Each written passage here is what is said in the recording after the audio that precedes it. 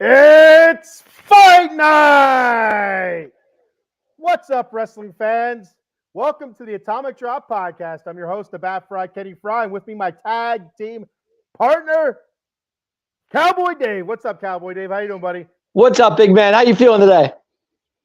Fantastic, baby. The Mets won again, 6 in a row. That's, I believe, 5 series in a row that they've won. Can't be much better than that, right? Hey, your Mets are hot. My Phillies are hot. It's a good thing. Let's go. Let me talk to you. Yeah. Zach Wheeler had that no-hitter going up into the seventh inning. Eighth inning. So he had 7 1/3 innings pitched with a no-hit ball. Yep. He lost it there in the 8th inning. So he was looking good. Phillies beating those bad teams. White Sox, Marley, getting teams done. They won tonight 9-5. They're hot. They're in what? I think 7 or 8 game winning streak, something like that. Whatever they are, but they're rolling too. And actually, the NL East is rolling. Braves are hot. Mets are hot. Phillies are hot. It's just the division's doing really well. Let's keep that rolling for the whole year. That's what we're pulling for, right? Your Mets are playing well. They beat Dodgers 2 out of 3. Huge. You got a couple comments here. Some stuff that in a language that I cannot understand, but thank you for commenting. Thank you for checking the show out anyway. I appreciate it very much. Hey, the professor of old school wrestling, our boy, handsome Eddie Prather. What's up, Eddie? Yeah. Let me talk to you. Yeah. And we got Eileen checking in, our number one fan, saying, hiya, guys. What's up, Eileen? Thank you for checking it out. Hello, Miss Eileen. Thank you for checking in. College Football Frenzy at Out of the Box Sports saying, what's that? Bramley from the crew from the College Football Frenzy, which will be starting up in coming up here pretty soon, I guess, in a few months, and college football season. And then you'll also have the Golden Dome podcast returning, around summertime sometime, talking Notre Dame football, a lot of good stuff going on. Well, don't you guys have a draft next week too? It's going to be huge. There is an NFL draft going on, so I don't know if the Frenzy will be around for that or not, but that's big coming up next Thursday, isn't it? Next Thursday night? Next Thursday night, brother. Yeah, a lot of moves going to be making on that day. And also the WWE draft is next Friday and that is correct. It's a draft weekend next weekend. Wow, crazy. Absolutely. Adam Glenn, Adam the Answer. What's up, brother? Adam, what's up, baby? All right, let's kick it off, Dave. Let's talk a little Monday Night Raw. Monday Night Raw. Wow. What a show. So much to talk about. Big stories to talk about. Injuries and all kind. Sammy retains. All kinds of different things happen on Monday Night Raw. It's crazy. Yeah, Rhea Ripley starts the show off with unfortunate news that she has a bum shoulder. I don't know exactly. I don't know. Did you hear exactly what's wrong with her shoulder? I kind of thought it was with the with what Liv did with the chair when she threw a chair at her and she hurt her shoulder. But I think it was in the match, doing a match earlier, that she got hurt. I think she hit one of the walls or something, and I think her shoulder popped out. So I guess the line that WWE is taking with this, they said that Liv Morgan hurt her during the backstage assault, and so the backstage assault from the previous week, Liv threw a chair at her, and then Liv threw her into the wall, and then Liv threw her into a doorway, and that's when you can see Rhea holding her arm. So whether or not that's actually where it happened, or did it happen against Becky Lynch? I know Becky had her in the Disarmor a couple times in that match. Rhea was able to power through it, but I was surprised she had to come out and she had to vacate the title. So now the title will be decided on Monday Night Raw with a women's battle royal. Are you okay with that? Yeah, I guess I'm okay with it. But my thing is too, I was surprised that they didn't let her keep the title for a month or two. I mean, my God, Roman never defended his title. How many months? And he kept his title. So Rhea not keeping hers, I was kind of surprised they went that route for giving her vacating that title. I didn't think they were going to do that. To be honest with you. That tells me that it's a serious injury, because I thought the same exact thing. I'm like, they can go 2-3 weeks or from WrestleMania to Backlash without her wrestling anybody, with her just showing up and cutting promos. But if it's something going to be like 6 months, yeah, they have to do something. They can't. Well, they said 2 to 3 months, I think it was, or something like that, or whatever, 1 to 2 months. I heard a few months. That's all I heard. Okay, right. I have no idea. I saw her backstage with Triple H. Triple H gave her a huge hug, and you'll be back. You'll be back sooner than you think. But it was just time to vacate the title. I'm okay with it. I know some people are not okay with it because of the Roman and Seth thing. I mean, they took time off and their titles were still there, but things happen, and I think them having a match for the title, I'm okay with it. There's a lot of girls you can give it to at this point. I mean, we can go down the line, So I mean, Liv, Becky, Naomi. Not Naomi. I'm sorry. What's her name? Big girl. Give it to her too. Nia Jax. Nia Jax, exactly. I mean, there's a lot of girls you can give it to at this point in time. So, I mean, do I feel bad? But Rhea will be back at SummerSlam. I'm sure she'll retain it.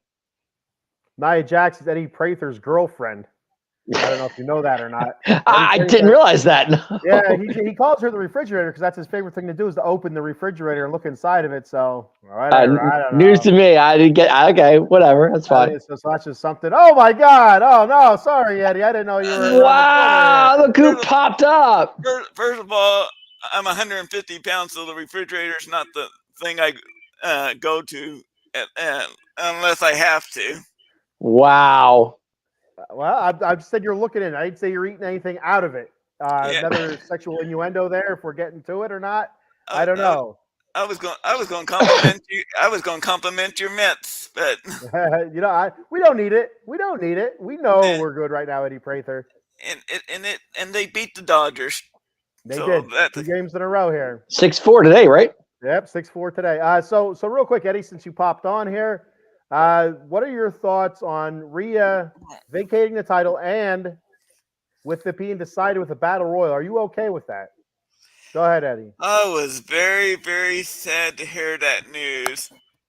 I absolutely love Rhea. She's the best female wrestler. Shoot, she's probably in the top 3 or 4 wrestlers, no matter male or female, in the world right now.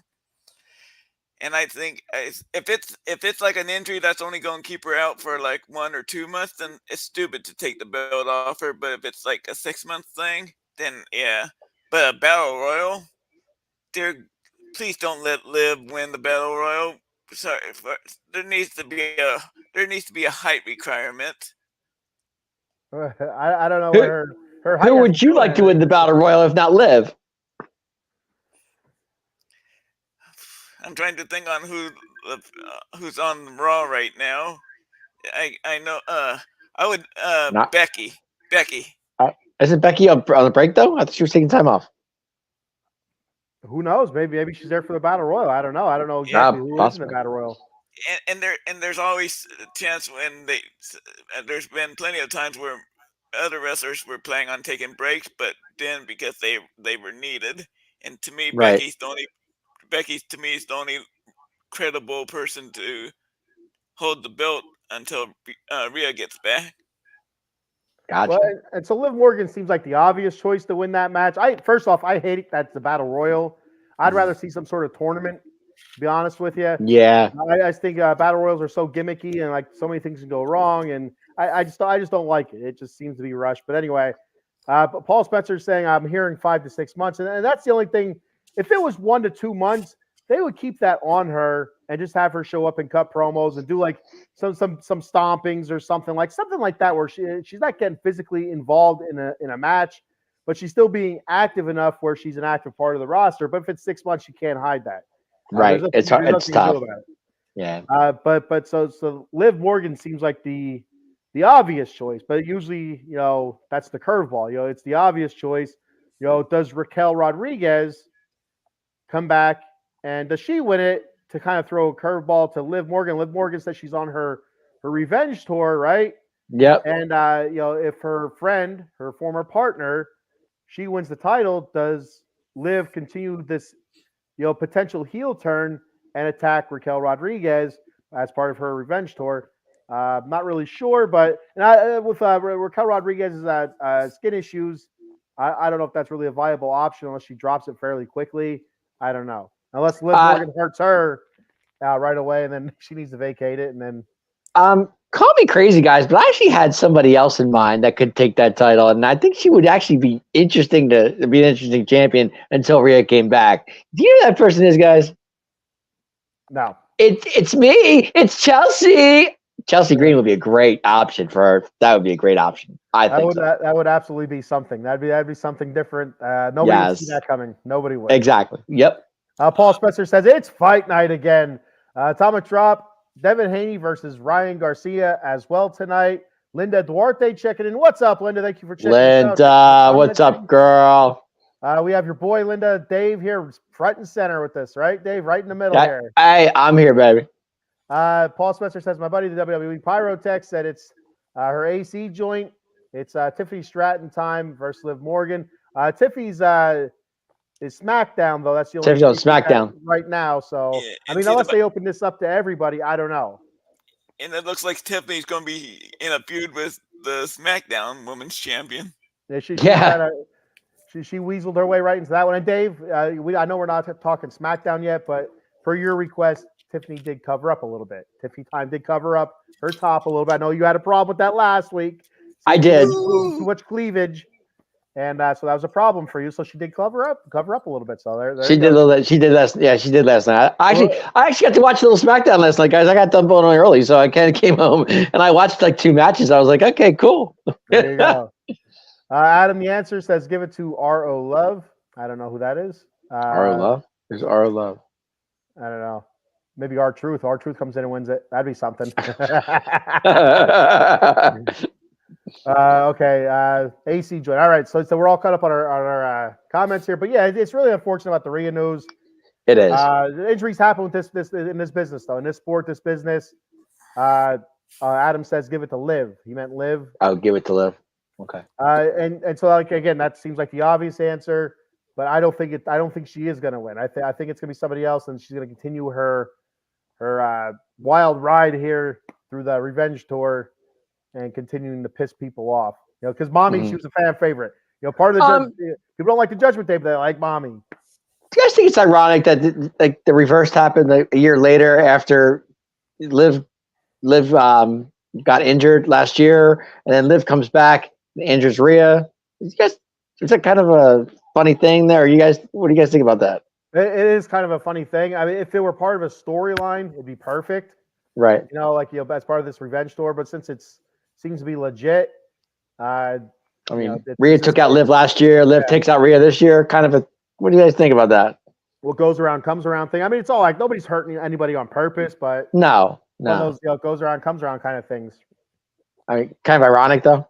Yeah. Eddie, ironic. I thought they would be more careful about doing stunts like that with like throwing the chairs. I guess the chance of somebody accidentally getting hurt.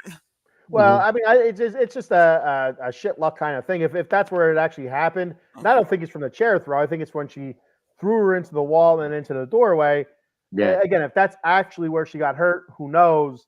But it's just one of those things. It just, shit happens. When you're in a business like that and you're throwing your body wherever it has to go, you're gonna get hurt, and sometimes it's gonna be serious. Sometimes it hurts and you can fight through it, you can wrestle through it, and it's just something nagging, and then it heals up over time. Then sometimes it's something that needs to be repaired. So yeah, it's just one of those things that happens. Ironic things, I mean, it's a shame she's out for so many months, and Yeah, I'm just been trying to knock my head to see who, if besides Becky, who is on the roster. Well, I think Nia, like I said, Nia's still out there. Yeah, I'm just saying, you got Nia who's still out there. Chelsea Green, like I said before. I mentioned somebody else too. I forget who I said. I don't remember, but there's a couple. Like I said, there's just a few out there you could, put the belt on, and especially Liv. So if Chelsea wasn't built through being a comedy act, then I probably would agree with you. But she's a comedy act right now. She is. I agree. And if something did happen where she did win it, it wouldn't be like a long reign. It would be something you'd see for a little bit, and then she'd lose it in like the funniest way possible. Right. And that's what it would be then. Well, we have to put that belt up for serious. It is a serious belt. It is a women's championship. I mean, it's not like it's not a clown show. So I'm trying to think. Maybe there's somebody from NXT they could bring up. Can't be Perez because she's NXT champion, isn't she? Yeah. Yeah, well, why can't Yeah. she go up and do that as well? Or Oh, she could. Our Lyra Valkyrie. yeah, she's the one that just lost, right? The Valkyrie chick. Yeah. Yeah. But Becky sure put her over when Lyra beat her for the NXT Women's Belt. So Right. Let me see if I could see here if they have it listed or Well, not. whoever it is, we'll right, we definitely so find out next sorry. week. Here's some of the names. It says here are the names that are of the women included in the video promoting it. Okay. Was Becky Lynch, Liv Morgan, Nia Jax, Maxine Dupree, Maxine. Chelsea Green. There you go. There you go. Natalia, Katana Chance, Indy Mhm. Hartwell, Zoe Stark. There's a good option. I there. wouldn't mind Zoe Stark. I'd be okay with that. Kaden Carter, Candice LeRae, Shayna Baszler. I was just going to say Shayna because with Zoe, yeah. This one says Xia Li, but she was just actually released, so it's She was not Xia released. Li. Yep. Tegan Knox, Mhm. Piper Niven, and Ivy Nile. I think I kind of like Shayna the most on that list. I kind of agree with that. Who'd you Shayna. say? He said Shayna. Shayna. Yeah, Shayna. I could see Zoe. Man, I'd love to see Natalia just get another run with it, but Zoe, Natalia, Nia, or Liv. That's what I see. Let's put it this way: if Vince was still here, it'd be Trish. Oh my God, it's Trish Stratus. Here she comes for another title run. Exactly. Out of retirement again with a busted face and everything. Or Lita, take your pick. No, that wouldn't happen because Vince is not around to book it that way anymore. That's like if Vince was still here, it'd probably be Lita or Trish. Evan Laurel checking in. What's up, Evan? You can check Evan out on the Big Blue Power Hour, talking New York Giants football. Evan says, "How about those new SmackDown tag team belts? They do look awesome. I think Evan, they are so cool. I think the Raw and the SmackDown look great, but the SmackDown ones, blow the Raw ones out of the water, man. And the SmackDown ones totally are agree. Universal, or no, they WWE. They're WWE tag team champion belts now. They're no longer Doesn't SmackDown the belt. Raw tag team titles kind of look like the heavyweight championship belt? But yeah, I think that was almost kind of like the point of it. Because Yeah. I don't know if that's the point of it or not. But it reminded me a lot of the championship belt, and but kind of a little bit of red in it to make it this is Raw kind of. I don't know. But it was pretty close to similar, just a little bit different. And so yeah, but I think the SmackDown ones look much better. I really like the SmackDown ones. I agree. And he also says it blends the old 90s when the 2002 SmackDown belts. And so I first thought when they first pulled the old gimmick sash off of the belts, my first thought was the old school heavyweight champion, the Winged Eagle, almost. That's my first look. I'm like, wait a second. I'm like, no, okay, it wasn't. I'm like, oh, that is pretty sweet. That's a sweet ass belt. Because it reminded me a lot of the WCW heavyweight championship belt, which I thought was a pretty cool belt as well. So it reminded me of that a little bit. The belt that the Ron Simmons had back in the day in WCW. Oh yeah. Well, the one that they brought into WWE. I'm not sure what Ron Simmons' belt looked like then. I'm not sure.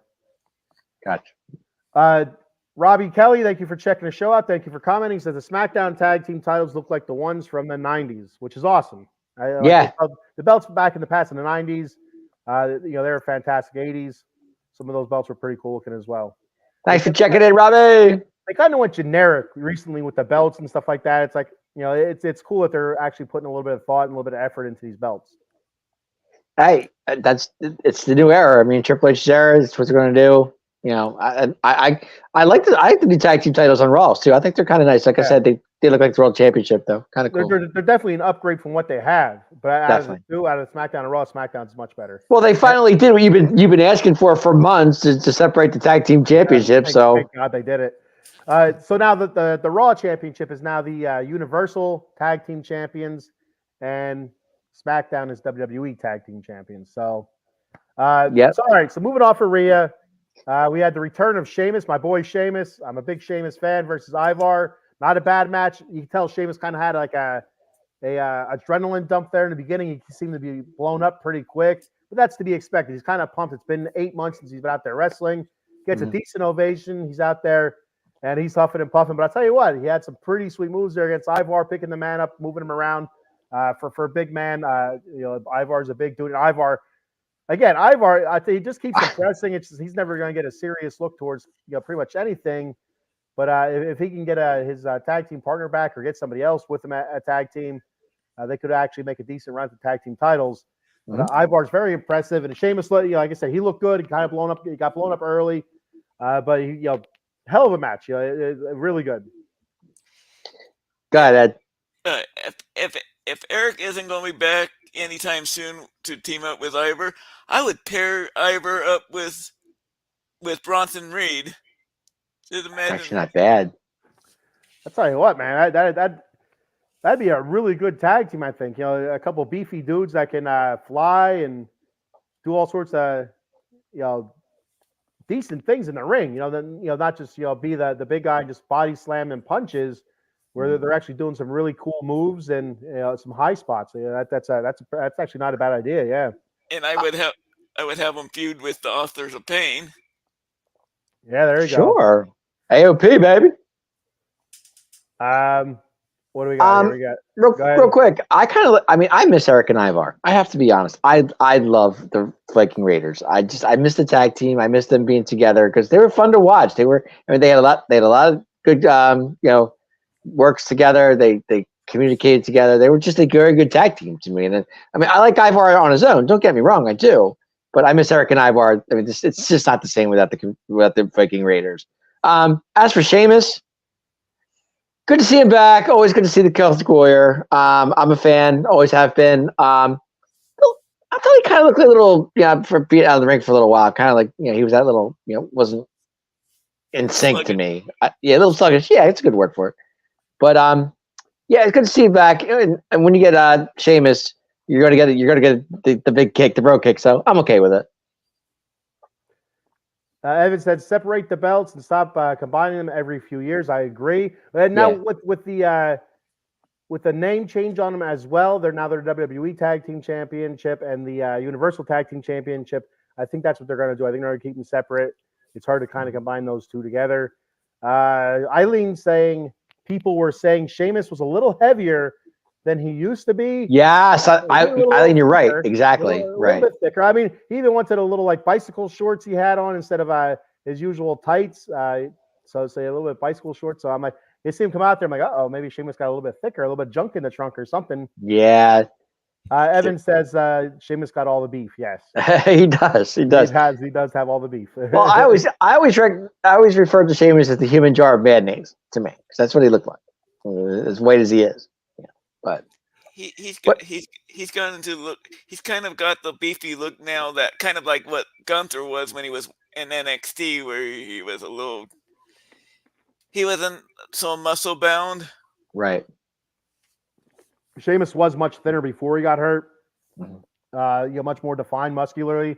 But once he gets back on the road and wrestling, weekly, I would expect some of that to come off and have our normal looking Sheamus again. But I thought he looked great. I thought he looked great in the ring. He was excited to be back, so that's good stuff. I'm happy Sheamus is back. I'd like to see him, mix it up with some of the top guys now. Guys, was he injured or just take time off? I wasn't sure. He was injured. He was hurt. Yeah, he had some nerve issues in his neck or something like that. They said. Okay, gotcha. I didn't know that. I didn't know the status of Sheamus. I thought he was just taking time off. I wasn't sure. Babyface Sheamus or heel Sheamus? Oh, I love heel Sheamus. Heel Sheamus was awesome. He was dastardly. I don't mind babyface. I'm okay with it. I don't mind him, but heel Sheamus, the dude was maniacal. He was evil. I liked him when he was with the bar with Cesaro. Yeah, Cesaro. Yeah, that's a good tag team. They were fun.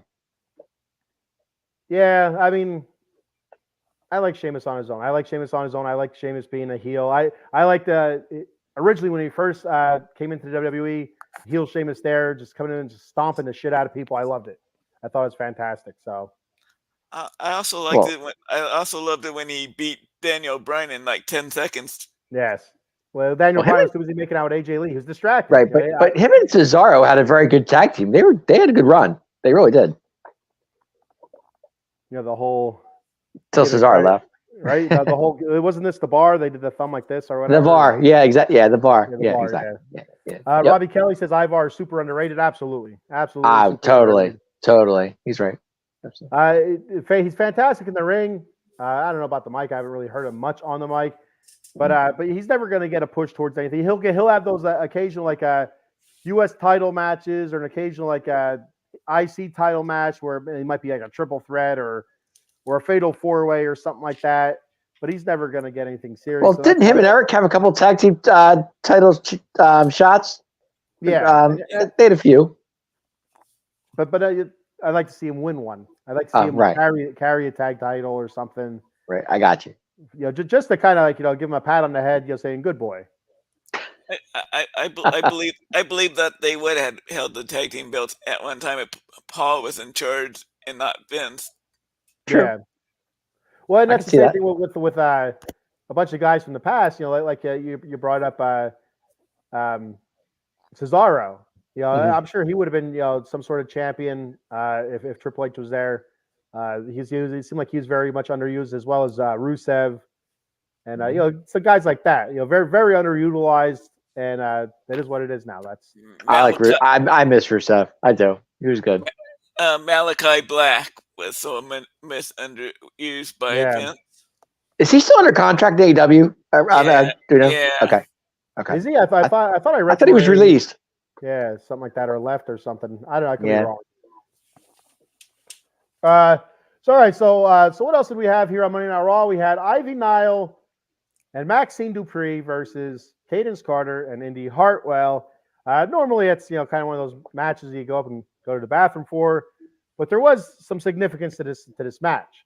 A couple things, in my opinion. I'll start it off first here. Maxine Dupree getting better. She is getting better. Much. She's improving, which is good. She keeps at it. I'm 100% behind that. But finally, I've been saying it. I said it last week again. I said I feel like Indy Hartwell is going to turn with Candice LeRae. You keep saying that.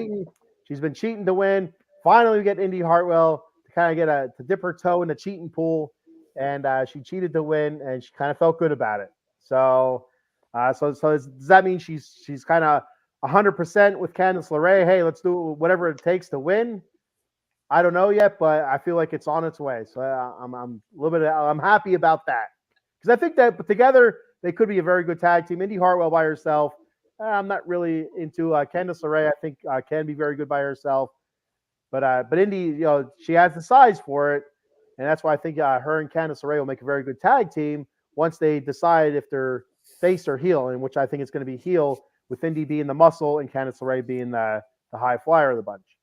So what were your thoughts on Indy Hartwell accepting the heel turn?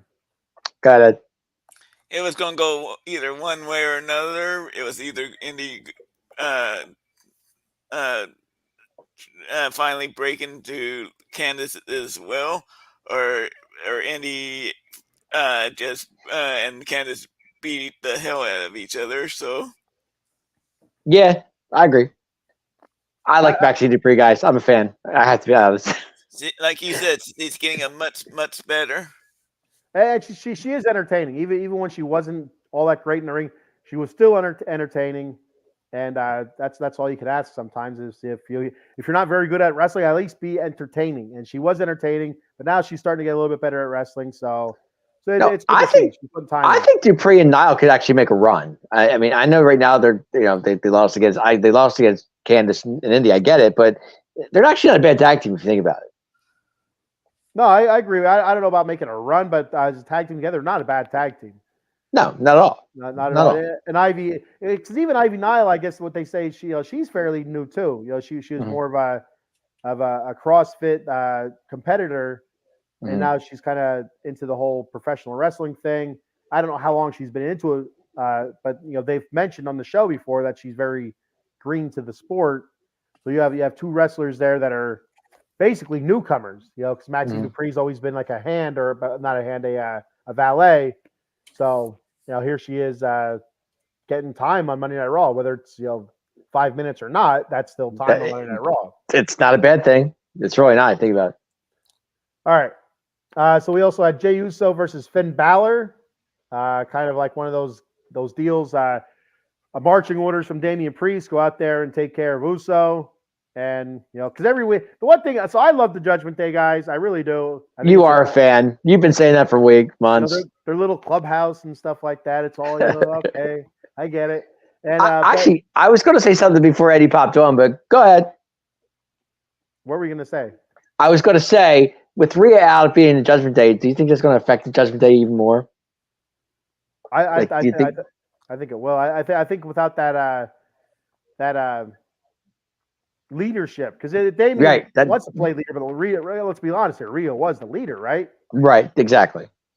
So I think it's absolutely going to affect him. It's going to be like the inmates are running the asylum now. Right. So, but anyway, Ed, do you have anything to add to that? Dom is going to be so lost without his mommy. You're right. Absolutely right. He is. Maybe he finds a new mommy. Who knows? Oh, Anything's possible. That means that that would set up for Rhea's return as a babyface. She's already babyface. Everybody cheers her. She's already babyface. Everybody loves Rhea. Whether she likes it or not, the WWE likes it. Everybody cheers for Rhea. She's already a babyface. She could be a heel and still be a babyface. It doesn't matter. So the one thing about the Judgment Day that kind of gets under my skin, it seems like week in and week out, whether it was Damian Priest or Rhea Ripley, they always end up saying, who are we? We're the Judgment Day. I think everybody seemed to have forgotten that we're the Judgment Day. Let's go out and show them who we are. Like every week, I'm like, does the whole Raw roster have amnesia or something that I don't know about? Like every week, they forget who the Judgment Day is. Then the Judgment Day proceeds to go out and usually lose the match, but then stomp somebody. So I'm kind of like, you're still losing the matches. So when you look at the score sheet, which it's professional wrestling, so do you actually look at a score sheet? But anyway, it's still a loss, but they stomp somebody. Like, and every week we got to remind them who we are. I'm like, something's not going right here if you have to remind them every week, right? We are the Judgment Day. Like every week they have to remind them. It doesn't make sense to me. But just letting you know. Yeah, hey guys, we're still the Judgment Day. We're badasses. Hey, we wear leather. So all right, so Jey Uso versus Finn Balor, two top-notch wrestlers, professional wrestlers. Great Absolutely. match. No, you keep saying Jey Uso. It's main event Jey Uso. Get it right, baby. He is not main event. Nothing. He is main event. He's gonna be main eventing on Damian Priest's ass. And then he's still gonna go home with the elbow. Yeah. I'll tell you, that tattoo is nasty, man. Every time I look at it, I'm like, dude. Which the tattoo down his back? I'm like, that is just that's wild. Is that like similar to your tattoo, Dave? You have a tattoo on your back like that?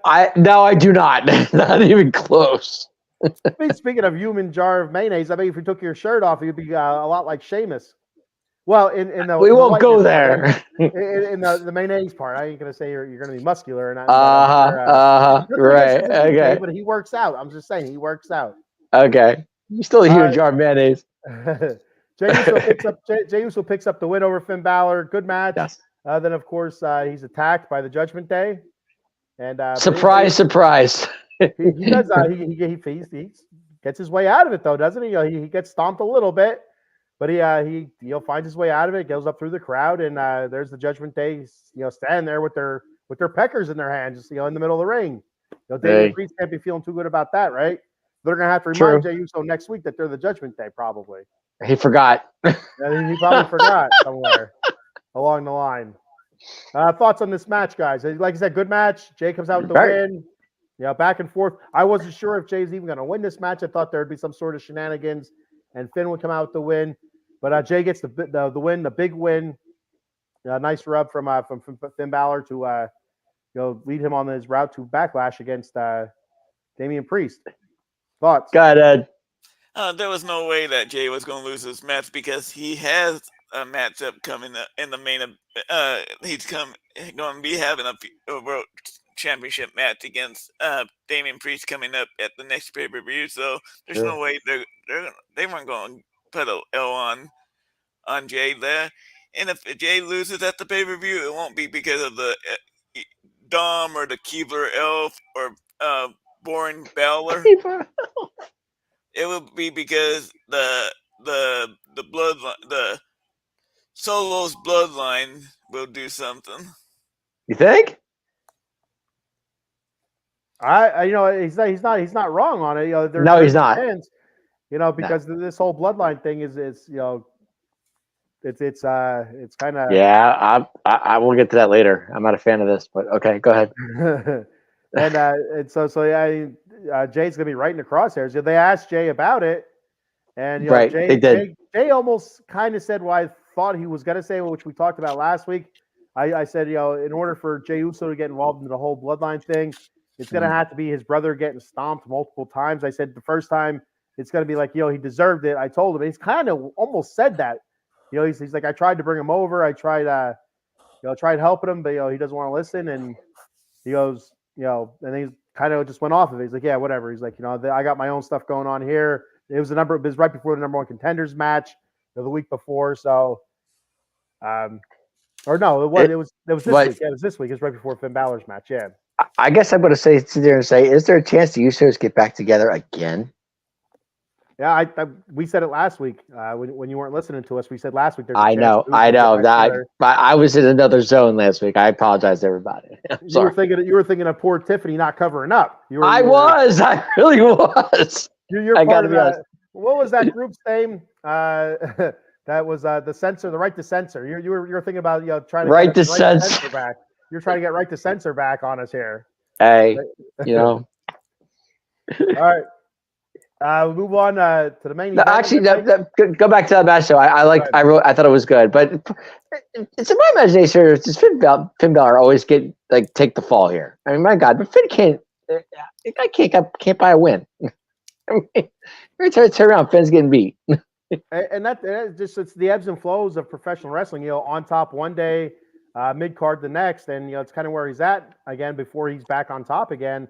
Right. In some sort of main event type feud or picture. I know Eddie calls him Boring Balor, but it's only a matter of time. Boring Balor. I love it. That's true.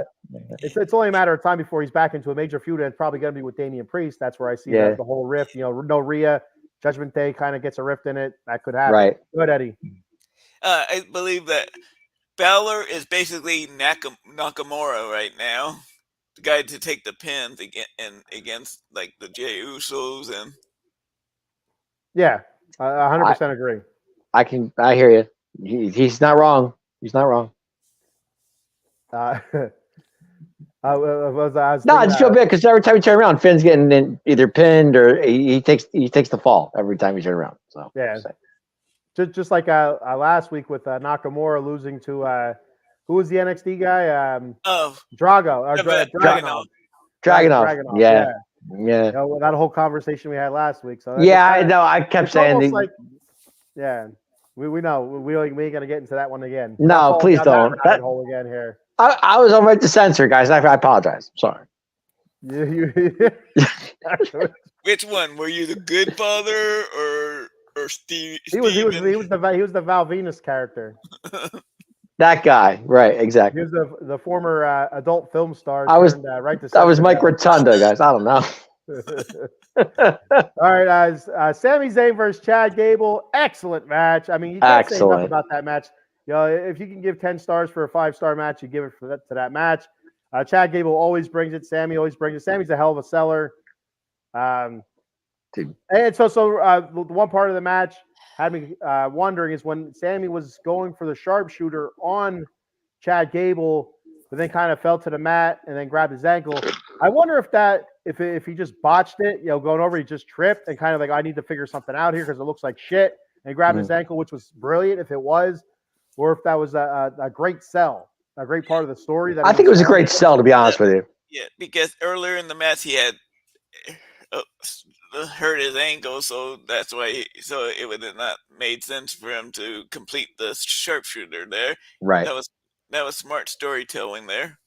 And that's what I was wondering, if it's just part of the story, because he was just in the ankle lock probably for the 10th time in the match, and so it's kind of like if that's what it was, that's brilliant. That was great because really believable because that's what most of the match he was in the ankle lock, especially at that point of the match. At that point of the match, he was in the ankle lock a couple times, and to play that off was brilliant.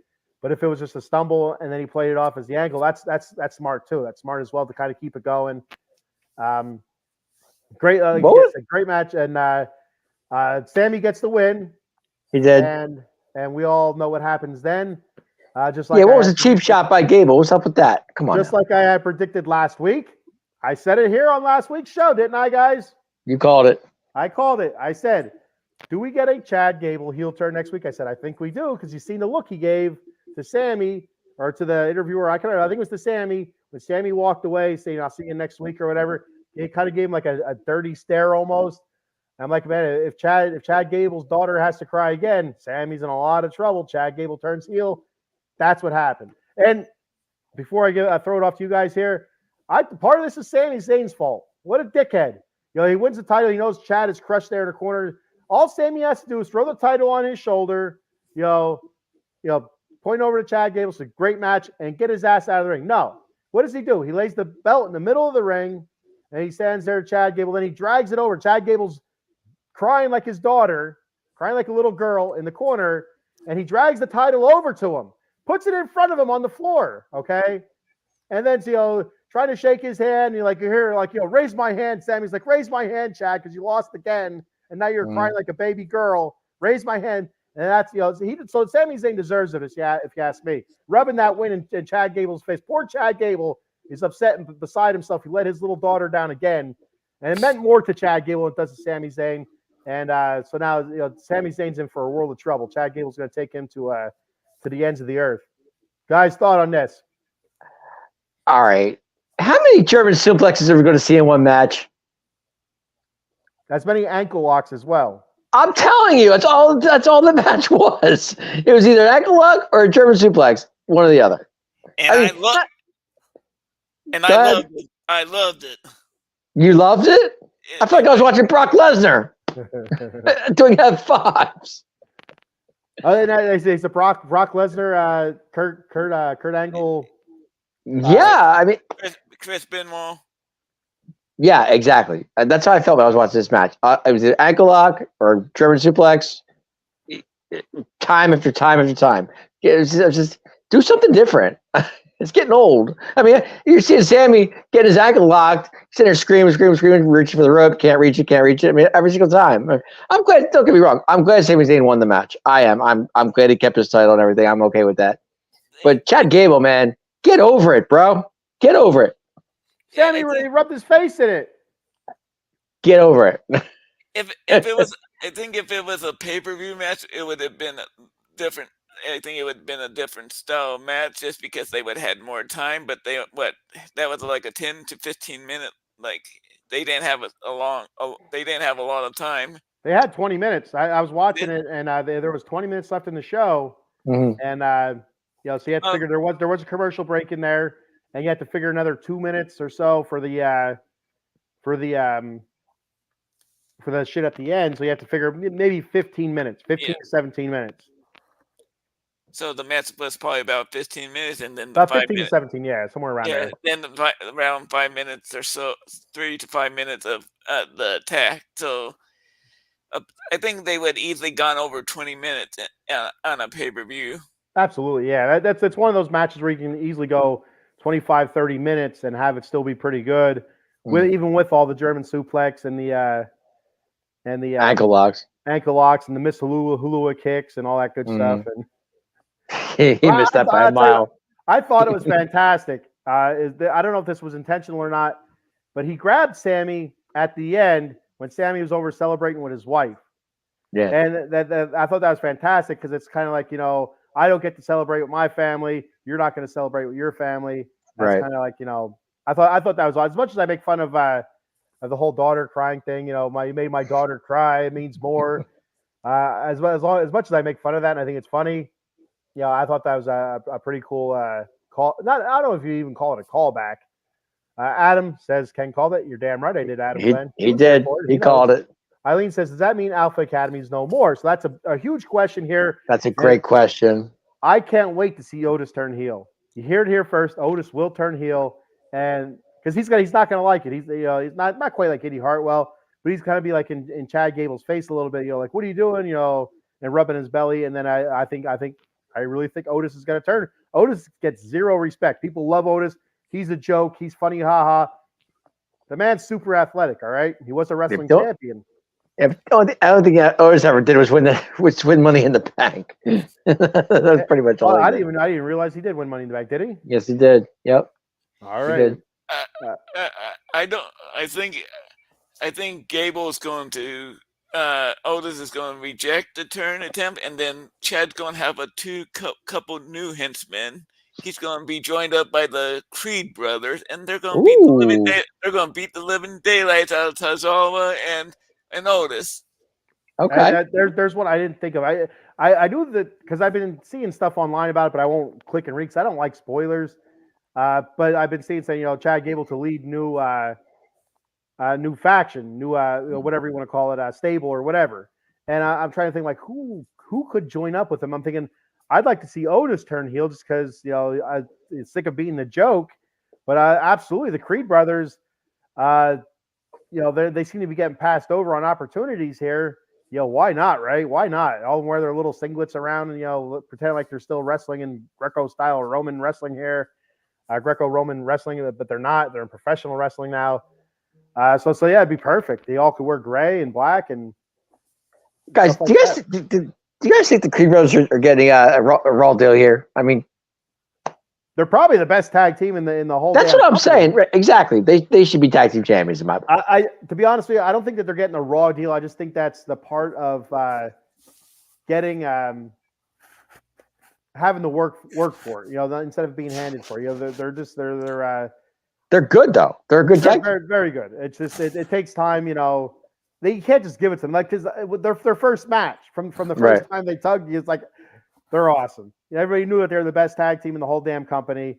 But I just think it's one of those deals where it's like, all right, you're gonna have to work for it a little bit here. We got these other tag teams that are in line. I mean, I love DIY. Don't get me wrong. I love you guys know I'm a DIY fan. I love Johnny Wrestling to me is the best. I love Johnny. He's the Showstopper 2.0. I know, Dave. That's correct. You got it. Exactly. Yes. But I mean, I like DIY, but I still think the Creed brothers they're there. Like they should be right there for that. For that tag team. Just like go for the titles. Yeah. I mean, I do see a tag team that's going to be turning, I think, pretty soon. Is that DIY? You think so? Especially now with I think they're going to probably have a babyface match with the Awesome Truth down the road, and Awesome Truth will hold the belt, keep the belts, but the DIY they will finally get to that snapping point.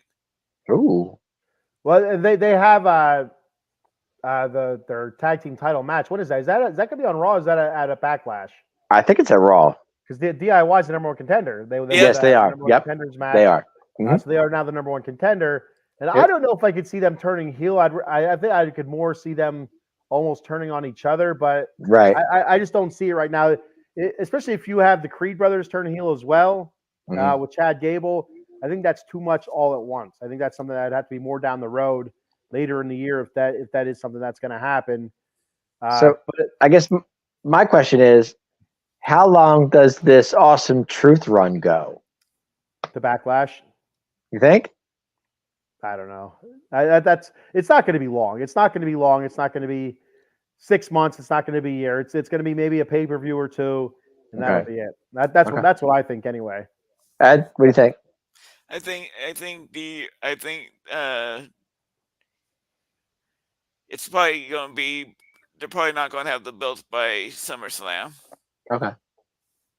So I mean, to answer your question, I think Eddie said Alpha Academy will be no more. Basically, I think I could see a world where Otis does turn. I don't know about Tozawa, but I could see Otis turn, and which I think would be something interesting. And he doesn't have to be the joke anymore. Right. But I like Eddie's idea with the Creed brothers. I do like that much. I love Tozawa, guys. I'm a fan. I love Tozawa. He just cracks me up. The stuff he does is so funny.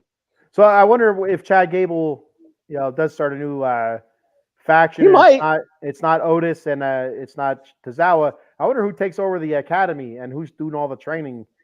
That's a Does good that mean question. Otis, takes ownership of the Alpha Academy? He could.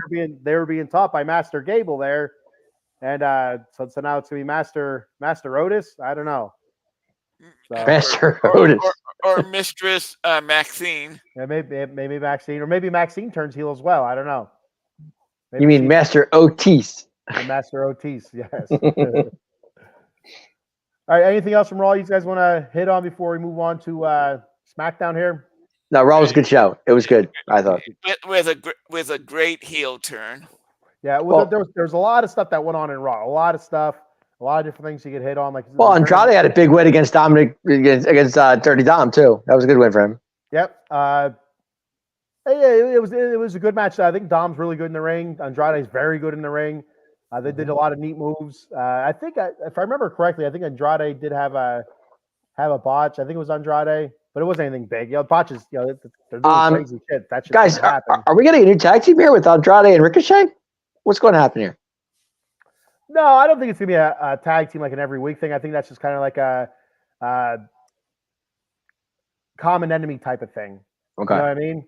Because Ricochet's had his issues with JD and Dom. Right. I don't know if you want to say had his issues. He's been beating their asses, so they have their issues with That's what I was saying. Maybe Andrade and Ricochet versus JD and Dom.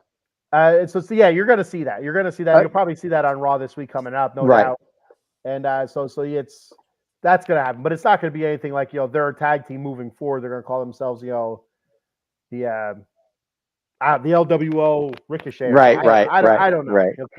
I think actually, I don't think they'd be a bad tag team though, if you think about it. No, you're right. It probably wouldn't be. Can't hurt. He's more of a singles wrestler, Andrade. I think that's what he's looking for. Gotcha. One quick question before we move to the SmackDown. The QR codes popping up. So you've been seeing that Uncle Howdy crap. Oh man. No, that's presumably that's what it is, right? We assume. I think that's what we're looking at here. Yeah. I don't know what else it could be. It only makes sense. It kind of it's a callback to Bray Wyatt when his returns would come up. Usually something would like some static on a screen or something or it's a code.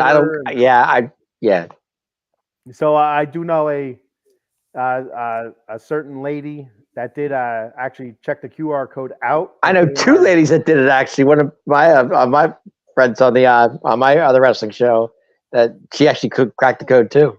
I was like, okay. What's that? Yeah, she cracked the code too. No, Tiffany. No. Your other wrestling show? Well, I didn't mean it that way. I meant like, shit? No, I'm not that mad. Hey, were you going behind my back and doing wrestling shows? I'm not doing that. No. You're damn right you're not. No. All no. Right. I'm just teasing you, Dave. No. Actually, no. I my other wrestling friends, Tiffany, actually, she cracked the code too. So I was like, okay, whatever. So yeah, and so it there you had what is it is it a mockingbird or a raven? I don't know what it is. It's whatever bird that was associated with. I'm not sure. Bray Wyatt. I can't remember exactly what it was. I watched that Bray Wyatt documentary that they had. Oh Jesus Christ, that killed me. I struggle with that so much. Watching talking about the kid. Watching Bo Dallas talk about his brother. Yeah. And, just talking about breaking up and. Like hear it in his voice, the sadness, and then showing the kids. It's like and then listen to JoJo talk. It's like I was at work. I was watching it on break at work, and I'm sitting. I'm sitting in the break room like an idiot, and like tears are coming out. I was like, this sucks ass. Like why am I watching this here? Right. And so that was rough to watch. I really was. It's a great job though. Great job done. Go ahead, Eddie. So you were crying like Chad Gable's daughter? I was Chad Gable's daughter. I was. I absolutely was. We forget that Chelsea and Piper did have a match and they did beat Katana and Caden? No, we didn't forget. I didn't put it on my list. Okay. So just saying they did get a win. So yay for Chelsea. I like Chelsea Green. I really do. Chelsea got a win, guys. Come on now. I think Chelsea does good in there. I think she's good in the ring. She's funny as shit. She has a great character right now. I love hearing Samantha Irvine say Chelsea. Chelsea Green. I love that. I love everything about Chelsea's gimmick right now. I do. I love it, but I'm not really into talking about it. I can watch it. Nah, but, I just think there's not a whole lot to really discuss. Just like the Andrade Dom. It was there wasn't a whole lot for the Ricochet part was kind of important. That's my fault for not bringing that up. good to see Dewdrop get a win there, guys. That's Don't cover Adam's. that. That's Adam's girl, Dewdrop. Adam likes Dewdrop. Piper's good. She's a decent wrestler. Very good. I'll tell you, that's the best she's looked in my opinion, because it's Piper looked really good. I was very impressed.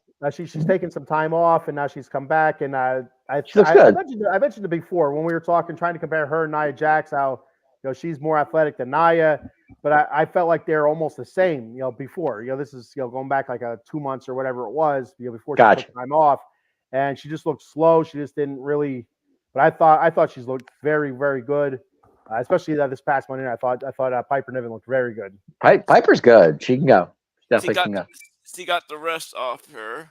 Yeah, I'll agree with that. Yeah, she maybe got some ring rust off of her, and she looked much, much better. Yes. All right, so moving on to the old SmackDown Arena here. Well, before we do that, can we pay some bills first? No, let's do the SmackDown first. I'll pay the bills at the end. Oh, Gotta get the SmackDown. That's what I usually with all the other shows I do. I pay it at the end. I don't like doing it in the middle. I feel like somebody's watching it, like they just tuned in now.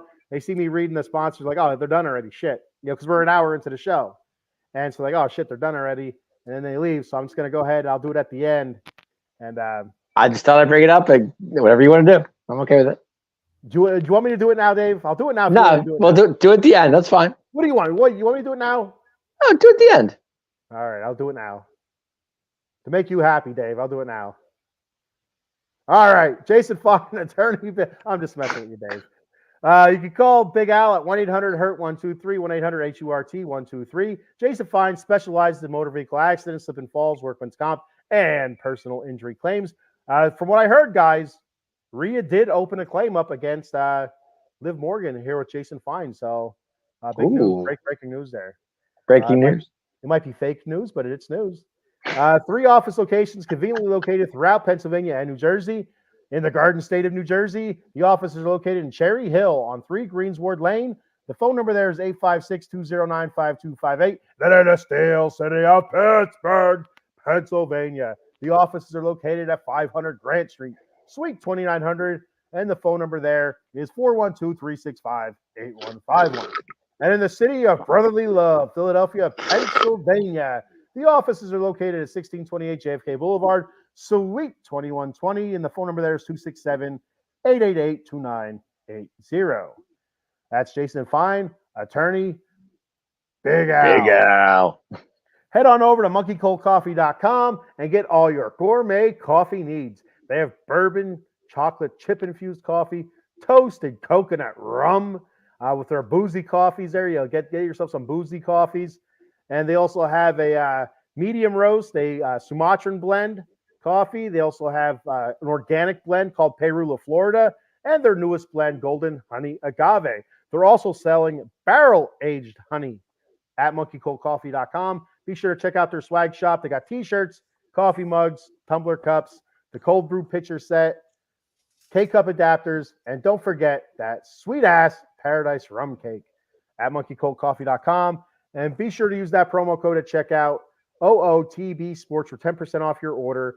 That promo code, one more time, is OOTB Sports for 10% off your order at monkeycoldcoffee.com. There we go. All right, I'm back, baby. Get your Monkey Cold coffee, guys, because we're going round 2 for SmackDown. Here we go. All right, SmackDown here.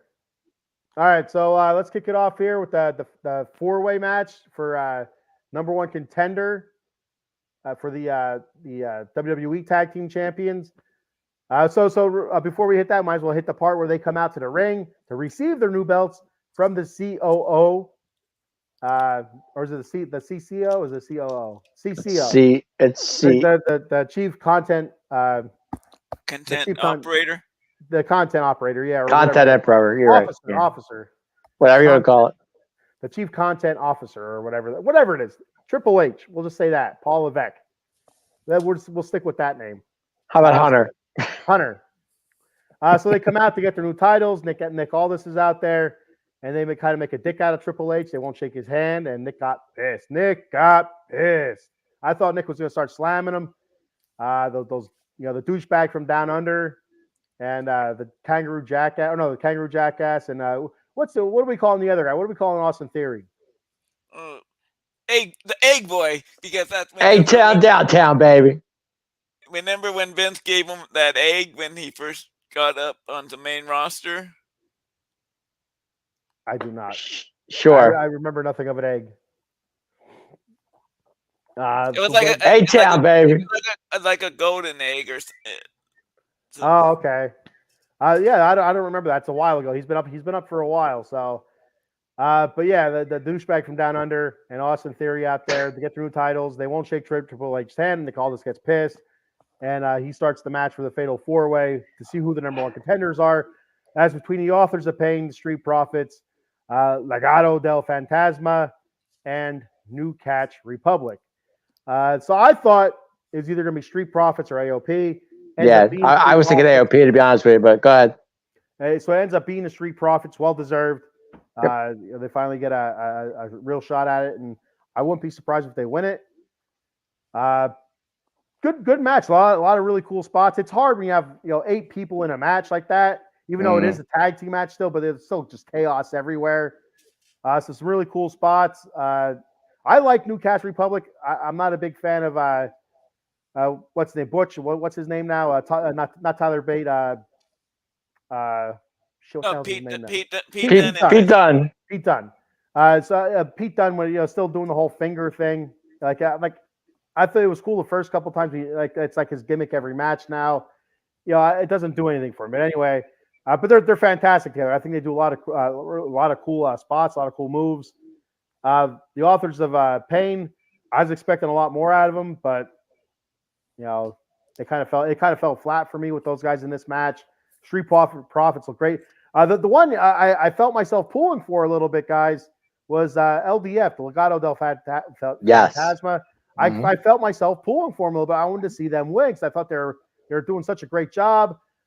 They've been doing a great job, this part of their run, and I was kind of pulling from them to at least pull out the win. It'd be a huge upset, but they didn't. They went to Street Profits. So your thoughts on the Street Profits winning this match and the match? Gotta love the Profits, man. Gotta love the Profits. They're finally getting their due. They deserve this. They absolutely deserve this because they've been going through a lot.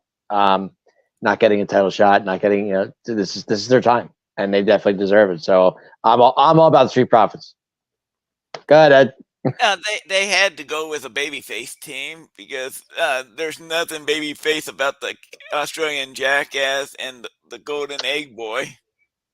You're right. There is nothing. There is absolutely nothing. Nothing babyface about those guys. Well, I mean, I'm happy to see that A-Town's actually got a belt again because he had the U.S. title for the longest time, and then they took that off him, and he hasn't done anything since. So him and Waller, I'm okay with it. I'm fine. And I'm a bigger fan of Pete Dunne's movesets. I love the fingers things because Pete Dunne's he's a submission guy. Every time I watch it, I cringe. But go ahead. I like the submission type wrestlers. And that's a body part, and that's a body part that when he uses a submission, it's part of his moveset. I get it, but he doesn't use it as a submission. He just grabs them and he pulls them apart like this. Stop! Now visually it's cool, but it doesn't do anything. Like, what does it do? Like the guy hurts his fingers. Okay. It makes me feel pain every time I see it. Every time I watch it, I cringe. But the first couple times I did see it, I'm like, holy shit, that's awesome. You never see nothing like it. But now there's nothing else added to it. Like, you don't do anything off of it. It's like everybody's like kind of like Dave. You cringe from it. And that's it. I cringe when I watch it every time. It's like when I watch if I watch a UFC fight, the cringiest part for me is when they stomp their feet. So it's almost like a hand stomp if you ask me. Just put his hand on the mat and step on it. If that's what you're gonna do. I mean, if you're gonna use the part of a submission, like you get on that arm, you grab those fingers, and you start bending them and contorting them. I can see that you're holding it, for a time and stuff like that. I think that might be a little bit more useful than just like a one-off, kind of thing. And that to actually make a move out of it. Make it a submission hold where Ugh. somebody has to try to straighten their fingers out and get out of it. Can you imagine somebody taking your finger- fingers and doing that? fingers all Oh, like, stop! You're that's like fingernails on a chalkboard. Same thing. Ugh. But yeah, this is super awesome for Street Profits. So I am really excited for them. No, I am happy. I love Dawkins. I'm a fan. I just like Angelo Dawkins. I think he's so good. So they're still being led down to the ring by Bobby Lashley. I think that's great, though. I think That's okay. I'm okay with that. No, I think it's great because Bobby's like a main event guy. He is a main event guy. He's Oh, no doubt. He's been proven in a couple different companies, and for him to still be leading those two guys, I think that's awesome. I think that's fantastic. So, I think it's only a matter of time for the Street Profits to actually become tag team champions. I agree, and that's why I think this is it. I just don't see A-Town Down Under holding titles long at all. No. This could be. Is that Backlash or is that SmackDown? I'm not sure. I'm not sure if that's a Backlash or SmackDown just checking. thing. I don't know. Okay. Having the Australian Jackass in theory holding the tag team belts, it's like if Vince had put the tag team belt on the Conquistadors back in the day. You mean the Bentley brothers, right? The Conquistadors. Is that the Conquistadors? Yeah. Yeah, they were the enhancement tag team of the mid '80s to the early '90s. Yeah, they were. You got to remember the Conquistadors, right? Sure, why not? You know what used to get me all the time when I was a little kid watching wrestling was the model Rick Martel with that perfume sprayer. They used to kill me as a kid. I was like, Dad, what was it called? Spraying all over the people, Dad. What was that called? What was it? No, what was that? Oh God, what was that fragrance? Arrogance. Was it Arrogance? Yep. The professor knows. Don't question the professor, man. I don't question the professor. He's right. You're like, what are you sure? Arrogance? You're like, come on, man. I thought it was something else, but okay. The man has a degree in it. He's a PhD. I get it. Okay, I won't. Hey, he's a professor. Right. He's a legitimate doctor from the School of Hard Knocks here. Rick, right, the model, Martel. Come on, model, baby. Yes, sir. All right. Anyway, so moving on from the four-way tag match to Carlito and Santos. A good match there. A really good match. I did watch. That's where I came into play. I actually watched it. I saw the match. It was very good. It was a very good match. Carlito looked really good. I think that's probably the best he's looked so far since he's coming back, in my opinion. Yes. He's not wearing jeans. He's actually wearing ring gear now, which is important. I think so you don't rub. You get crotch rot or something. I'm still waiting. I still think they keep saying about Dragon Lee wasn't attacked by. I knew you were going to go with that. I still think it's Carlito, and I don't know when they're going to reveal who it is. There's going to be some sort of grainy backstage footage, and all you're going to see is Carlito's big afro or something, and that's it. Santos denied, he's like even in interviews, he denied that he had nothing to do with Dragon Lee.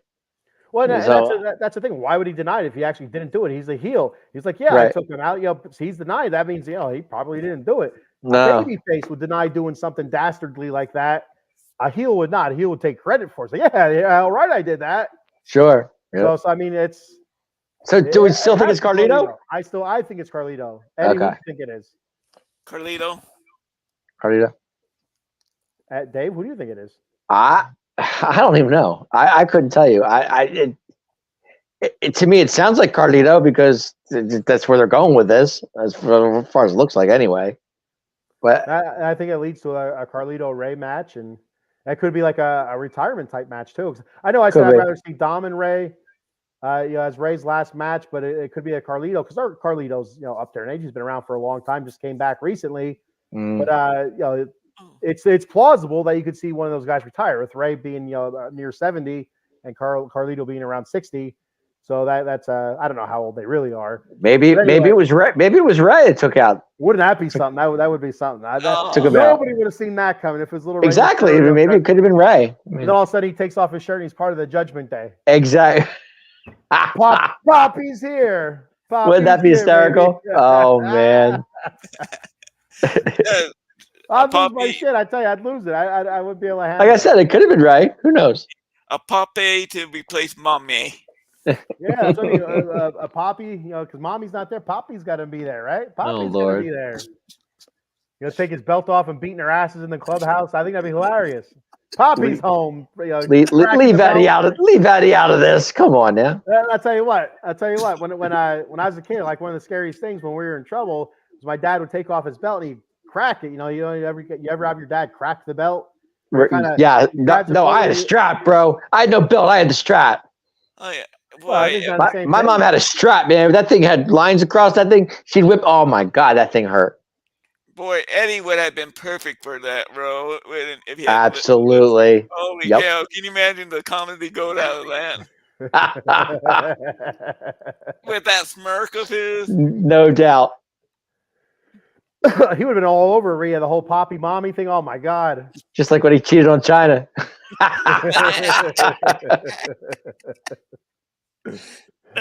Latino heat. Latino eat. All right. So moving on from that. We had a number one contenders match for Cody's title. I guess that's the WWE. Is that the WWE title now, or is that the Universal title? God. The Please. WWE World title. Okay. WWE World title. Yes. So the number one contenders match, LA Knight. No, yes. Okay. All right. No, I'm ticked because my man. See, guys, I got to be honest here, and I'm not that I'm always on the show, but you guys know I love AJ Styles. You guys know I love LA Knight. It is killing me that these two are fighting each other for the number one contender spot because I'm so pulling for LA Knight. I'm like 70-30 here, okay? Because I love LA Knight, and I want LA Knight to get a title shot. And for AJ to win it, why? For what reason? AJ don't need a title. He's not beating Cody. It doesn't matter. LA Knight ain't beating Cody either. Well, I get it, but I'd rather see LA Knight get a shot than AJ Styles. I mean, At least if they're going to do that, at least have Logan Paul be the guy that comes and screws LA Knight over to set something up for Pete's sakes. right? Yeah, It's just tearing me apart. These two. I mean, I mean, to me, SmackDown is the house that AJ Styles built, guys. You know, and then you got LA Knight, who I love, just love as a wrestler and as a fan. It's killing me, guys. It's killing me. SmackDown belongs to The Rock. Never forget that. That's why I heard that about the house that AJ built. I'm thinking, wait a second, SmackDown's The Rock's. I mean, I don't know. SmackDown's the house that AJ Styles built, guys. Come on now. The Rock would take his right hand, shine it up nice and shiny, and smack AJ around. Hey, AJ, hey, LA Knight got his win at WrestleMania, so I was happy about that. So I guess him losing to SmackDown it is what it is. Yeah, that's just another part of LA Knight's story. Is what it is. It's going to build up LA Knight. Maybe we have a heel turn by LA Knight. I don't know. I doubt it. No. I doubt it. But I thought AJ looked good. I liked the eye poke there at the end to get the win. To lead to the phenomenal forearm. I thought that was great, especially from a heel, almost like Rowdy Piper-esque there. That was awesome. But AJ gets the win. It is what it is. Do you guys think this feud is over now? No. So what are they gonna? Do you think they could add LA Knight to a triple threat if they really wanted to do that? I don't see why they could right now. I mean, with it being a legitimate win, he poked him in the eye, but would the referee have disqualified him if he caught it? No. That's why I don't understand. Like when they say, "Oh, he did it behind the referee's back." Well, what the hell's the referee gonna do? He ain't gonna call it. He ain't gonna say, "Bring the bell." He poked him in the eye. It's not gonna happen. Just add LA Knight to the match. I'm okay with it. It wasn't like when Nakamura kicked AJ Styles in the gonads. Yeah. Now that might have been called. That might have been called. And it's funny you bring that up because that's the Santos Escobar versus Carlito. That's kind of how Santos. I don't think he won. Yeah, no, that led to him winning. He kicked the rope when Carlito was stepping over the middle rope, and reverberated his junk, against the rope there. So, I call it how I see it there, Eddie. I hear you laughing. I was surprised that LA Knight took the pin, though. That's what blew my mind. Right in the middle of the ring. I thought exactly. Took the pin right in the middle of the ring. I thought for sure it'd be like disqualification or count out or something. I didn't think LA Knight would take the pin like that. Well, who knows what's on those gloves that AJ has on his hands? Maybe there's some sort of like a pepper spray. He sprays it on his gloves before he goes out there and rubbed it in LA Knight's eyes. Like, oh my god, that was Could it. be. He couldn't kick out. I don't. They should have had Logan Paul come out and screw to set something up. I Right. want to see Logan Paul and LA Knight. Well, and so the fact that they didn't do something like that leads me to believe as well. I agree with Dave that this isn't over. This feud is not over yet. No, I don't think it's far from over. Was that Dave? Did you say it, or was that Eddie? It doesn't matter who said it, but anyway, I don't think it's over either, because if it would have been over, there's something else would have happened at the end of that match or during that match.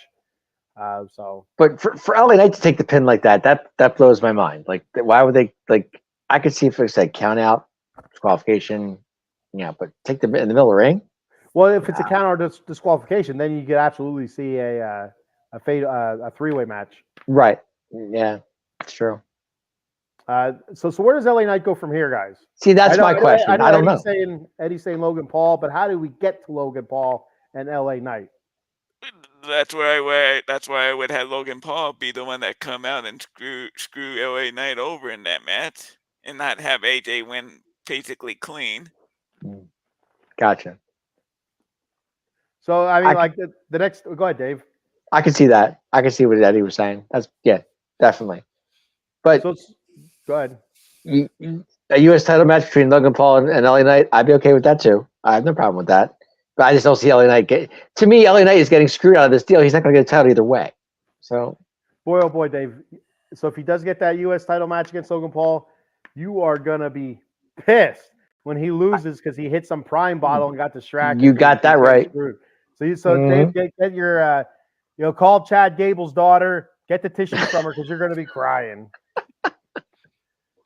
So once again, my guy doesn't get a title. That's exactly what's gonna happen. I know. Anybody that faces Logan Paul next, because they're gonna keep that rolling, almost like Roman Reigns and his last bunch of title defenses, where you had all those interferences by the Bloodline from basically a year. Every title defense he had for a year was, somehow had the Bloodline had their hand into interference. And it's going to be the same exact way with Logan Paul and that prime bottle, whoever the hell's going to be in it, Speedy, Skippy or something like that, whatever his name was, Skippy Speedy. Speedy Underdog or something. I think it was it Speedy? I'm not even sure. Speed something or other. Speed Diamond Cutter. I don't know. Just call him Randy Orton's victim. Randy Orton's victim. Randy Orton's victim. Kicked him right in the prime. He kicked him.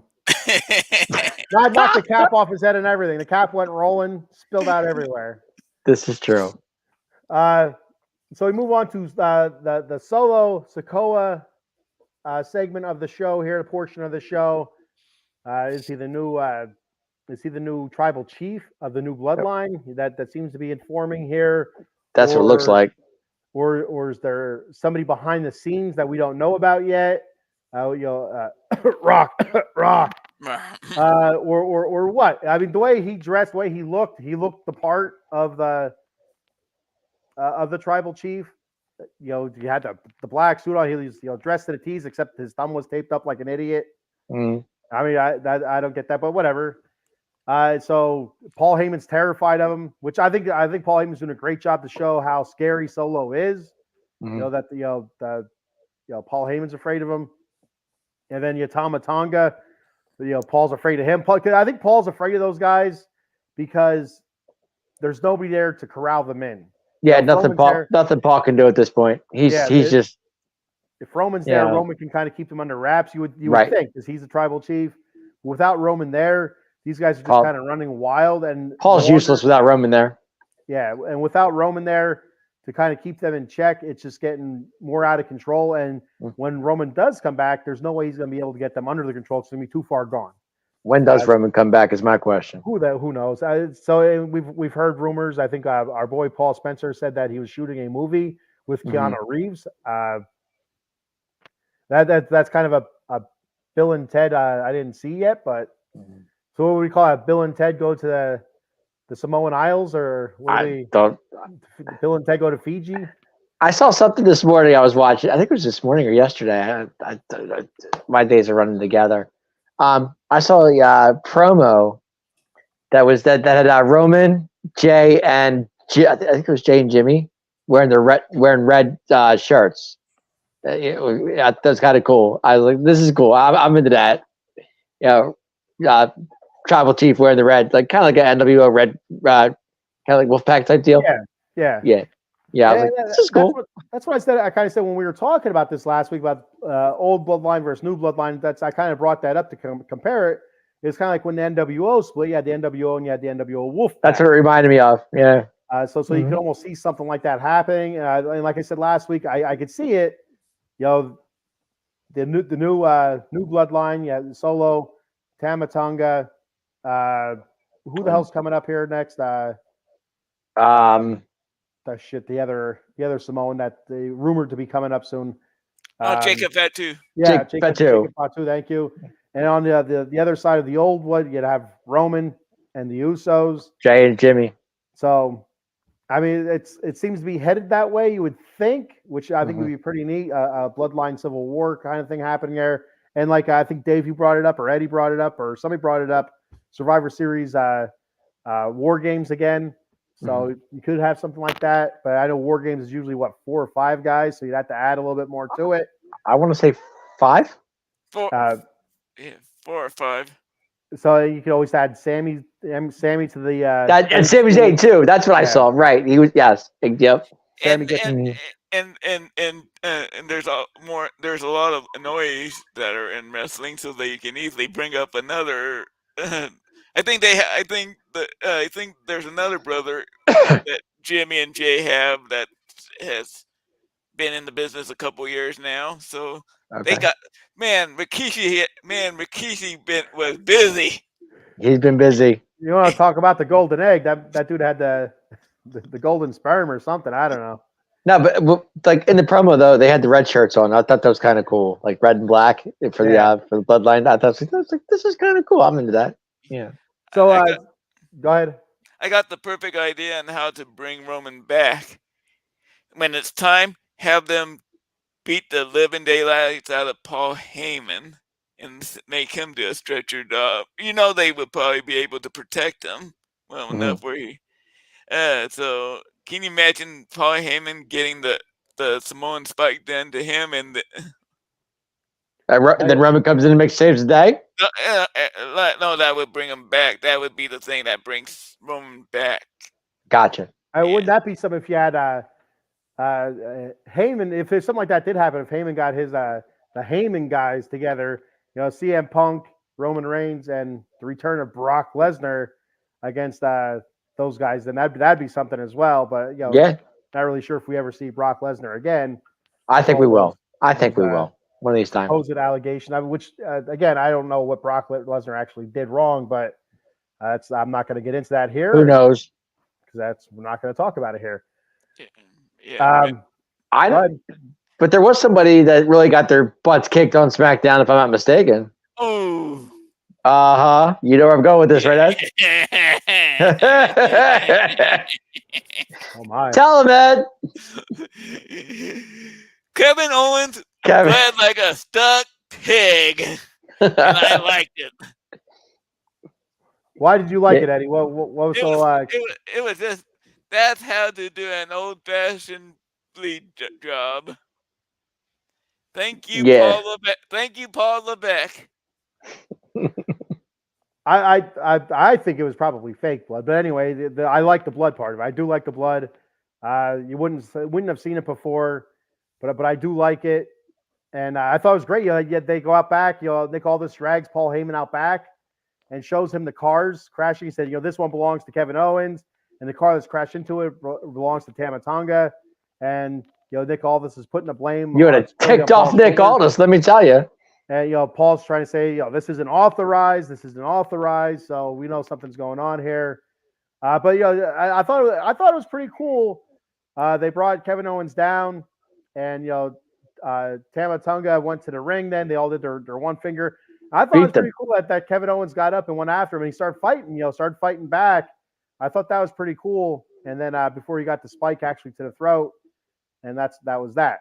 You know, Dude, KO got his butt kicked on Friday night. That's for sure. I don't know. They beat him down pretty good. He also did lay a little bit of wood on Tama Tonga there too. So he had him down a couple times. I know Eddie was enjoying it. Eddie, are you not a KO fan? I'm more of a fan of anybody that's related to Haku, son of Haku. Well, I don't know. I'd be a little bit worried if I were them at what kind of Kevin Owens I might get back here. You know, exactly. The fight Owens fight guy. That guy was pretty. Some of the stuff that I watched between him and El Generico back in the day, Sami Zayn, some of that stuff was pretty brutal. So I mean, if you get that KO back, if you're able to resurrect that KO, there could be some trouble. Who is next on the Bloodlines list though? That's a good question. There's going to be somebody else. There has to be somebody else. That's Kofi? too high yet. He said Cody. Cody, not Cody. Cody. Sorry, I think Well, don't be laying that on Kofi Kingston's head. I was going to say, what's Kofi Kingston have to do with the Bloodline? Kofi's at home watching this right now, eating a bowl of Bootios from 10 years ago. That's right. His eyes perked up like, Dave, I didn't do nothing to those guys. Why am I in that? So no, I thought he said Kofi. I thought he said Kofi. I was like, what? Jay is on that list too. And it doesn't matter that he's on the other brand because the new Bloodline has gone rogue. Yes, and that's where I was going to go with it, because Nick Aldis said to Paul Heyman on this show, you know, there's order and stuff like that. Yep. You know, there are consequences and stuff. So that's why I agree with Eddie. I think that Jey Uso is next on the list because it is off that brand. Could be. So they take it to Raw and the old spike to the throat there, and that's that. You know, maybe even I don't know about Drew McIntyre, because McIntyre's had some issues with the Bloodline as well, but also they also kind of work together a little bit. Yeah. So I don't know. Drew wanted nothing to do with the Bloodline though. Yeah, but you seen him talking to Paul Heyman. He also kept Priest from I guess he kept Priest from cashing in on Seth Rollins a couple times. Not really Roman Reigns, but yeah. So, but I think Jey Uso might be next on that list. He could be. Yeah. All right. So could they do something that involves Naomi just because he is married to Jimmy? No, I don't think so. That's people do know that she's married to Jimmy, but I don't think enough. It's not enough common knowledge. It's not like a Becky Lynch and a Seth Rollins kind of deal. Yeah. You know, because like I always forget. I see her. I'm like, oh, she's married to a wrestler. Like, which wrestler is she married to? I forget it's Jimmy all the time. Jimmy. Yeah. But it's not enough. I don't think it's common enough knowledge knowing that. Unless they really want it out there, then they could do that. But or maybe even they have Nia Jax, who is part of the Bloodline. That the actual Bloodline, not the group, but maybe Nia Jax. Yeah, that's a possibility too. Nia Jax pledged her allegiance to that Bloodline. Maybe she starts dropping the hammer down on some of these ladies a little bit more brutally. And that's always a possibility too. But she could. But I think Jey Uso's next. He's next on the old. Okay. At least somebody from Raw. I don't think it's maybe from SmackDown. I think somebody from Raw this time. Well, maybe even Sammy. Who knows? Maybe Sammy. Guys, all I know is I was happy to see my champion defend her title. I know she got the win. That's all I care about. And so your champion, I believe, is Bayley. That is correct. So there's Bayley versus Naomi 1-on-1. And I thought Naomi looked good. Bayley looked good. Mm-hmm. You had damage control up in the rafters for some reason. That was messed up. Why was it messed up? I just thought it was kind of weird because you had the other two on the other side. I thought that was kind of weird. So they bring out Jade Cargill and Bianca Belair. Bianca, yeah. To kind of keep an eye on. I'm like, what the hell are they going to do? They're up in the nosebleed sections. By the time they get down there, the match is going to be over. Exactly. So it's like, what are they going to do? They ain't going to do nothing. No.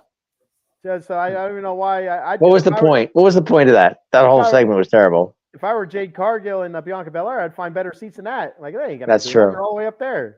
Exactly. In a box suite or whatever the hell it was. That's something they have to go out and you get in an elevator, go down, and there was no point to that segment. That was terrible. I think the point was to show that they were there, and then to show that hey, this team has issues with this team to kind of remind everybody. So I think that's part of it. And then But- what's her name? Let me know that they're still the tag team champions. I didn't. Whatever. Yeah, that wasn't all that big of a deal. But the Kabuki Warriors are still tag team champions. Yeah. Who cares? And What's like I that? said, I think that's to remind the audience. I think that's just because they haven't really done anything. I guess in the last couple of weeks, since Well, WrestleMania. you would keep telling me we're still Judgment Day. That was kind of the same thing. And that exactly, it's and the whole Judgment Day thing. That's every damn week. This has been once. Every week they're saying we got to remind them who the Judgment Day right. is. That's my Priest voice. That's my Damian Priest voice. I know who the Judgment Day is. They have Dirty Dom, and they have the Keebler Elf, and then they got Boring Balor. And I guess Keebler Elf. the nickname for Damian Priest online has been the bisexual Undertaker, which I don't understand. That's what they call him. I don't get it. I don't understand it. But whatever. I think that was Drew that came up with that line. Oh, is it Drew say that or The bisexual Undertaker. whatever it was? But I'm like, okay, I guess that's Oh, what it God. is. I don't know. Okay, Drew McIntyre. All right, well done, Drew. So we had Bailey, Naomi, and there was. He said that during when he was won and lost the belt. No, okay. Yeah, a certain person came in that match. I threw me off. I didn't see that coming. So you had Tiffany Stratton interject. Yeah, herself into Tiffy the time. match and cause a disqualification, and then she Mm. does the prettiest moonsault, which is it's picture perfect. It is. Awesome. You It can't is. deny it. Yep. And so then she interjects herself into the title picture. She wanted that shot last week. She thought Bailey was going to issue an open challenge, and she was going to take that open challenge, but Bailey was not issuing an open challenge. She was issuing a challenge to Naomi. She felt like Naomi deserved it because she had her back, even though Naomi lost every damn match she's been in as a singles competitor. She always loses. Oh, and she loses again. Imagine that.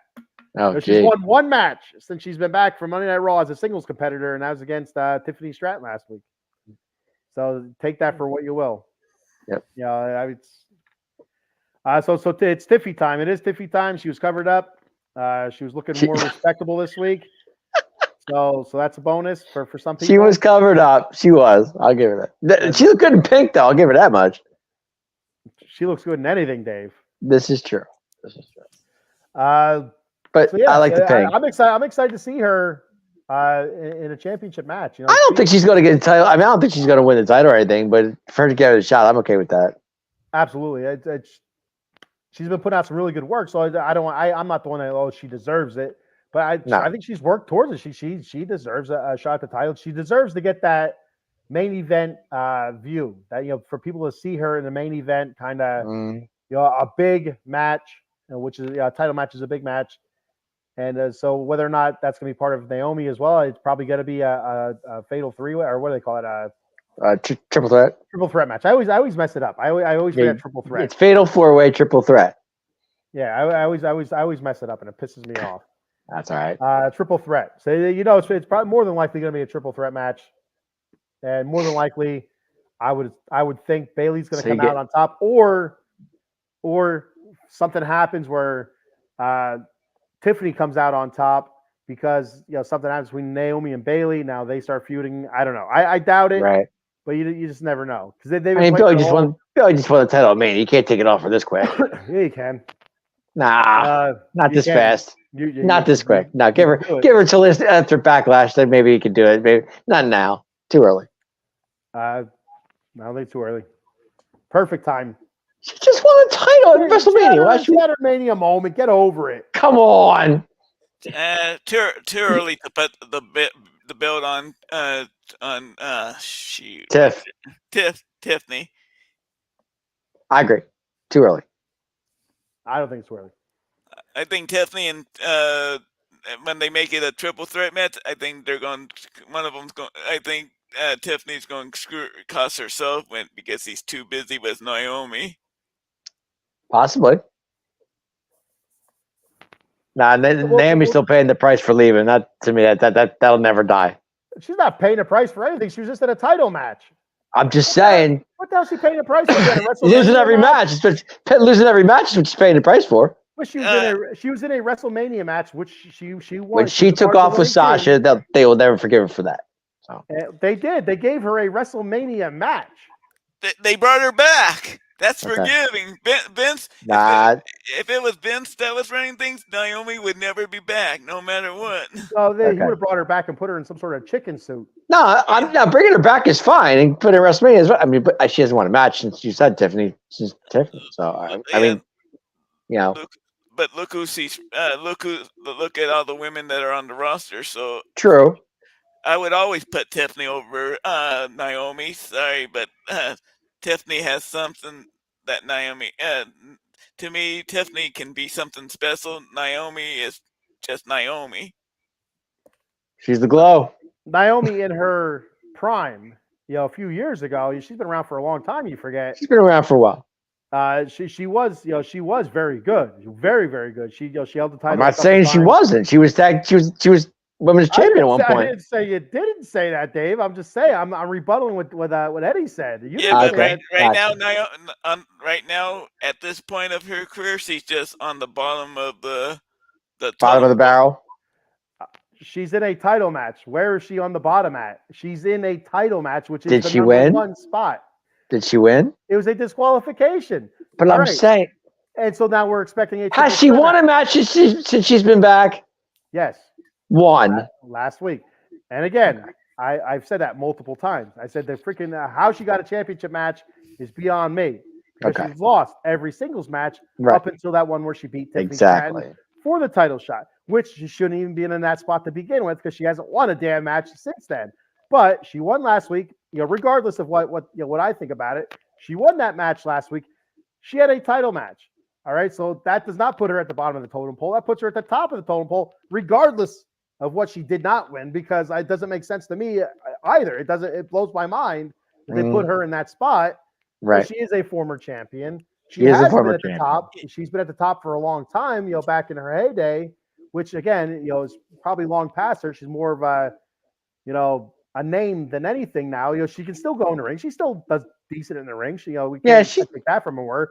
But she's not at the bottom. She has been forgiven for leaving because she's in a title match. She was in WrestleMania.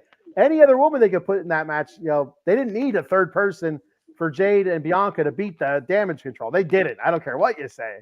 That those two could have beat Damage Control.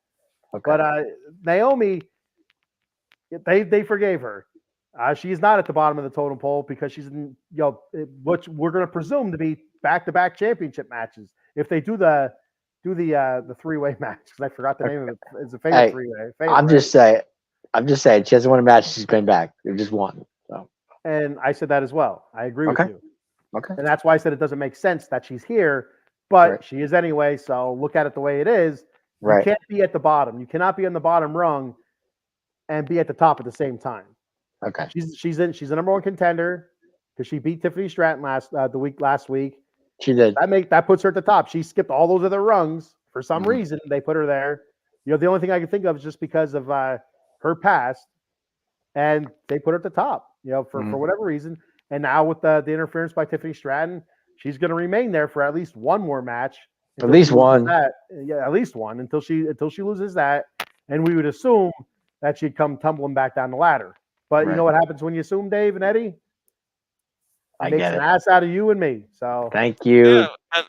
If you look at the women's roster right now, to me, she's as an in-ring worker is probably closer to the bottom than being on the top. She's probably she's definitely below like Tiffany Stratton. She's ahead of she's definitely ahead of Nia, that's for sure. But she's definitely not in like the top tier of the people that are probably they're going to do a lot of investing in.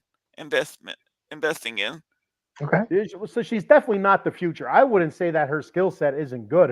She is still good in the ring. Oh, she's not what she was. Her ring sense. I'm just saying. I didn't say you did. Okay. Eddie was just talking. I didn't say you said it.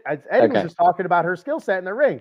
I don't think it's really diminished that much. She is still really good in the ring. Mm-hmm. She's not as great as she used to be. There are a lot better out there right now. I agree with that 100%. I don't think she should be in the spot that she's in right now.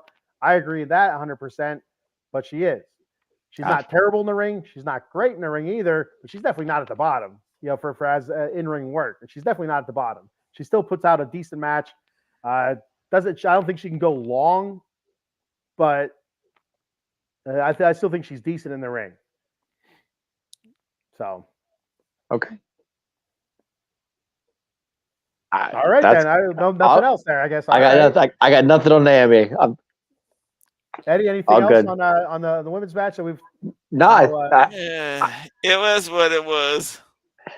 Go ahead, Dave. What were you gonna say? No, I like the fact that Tiffany came in there, made a name for herself like she's doing right now, and definitely going to get a title shot within a few weeks or so. And she's definitely good. I mean, she's doing what she needs to do, and Triple H loves her. So if it works for them, perfect. So before we continue here real quick, I know we're getting close to the end of the show here. Right now we're sitting at 98 live viewers. Wow. Guys, if you're watching from X, you can now comment on the show on X. I've tried it. I couldn't do it, but people have done it from X. You double click the live stream and a comment section should pop up where you can comment.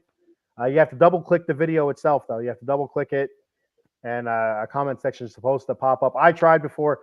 I couldn't do it. It pissed me off, so I stopped. But other people have done it on your mobile device or on your personal computer or laptop, whatever the hell you guys do. I would love to thank our viewers for watching us. And if they have any questions, we'd love to answer them.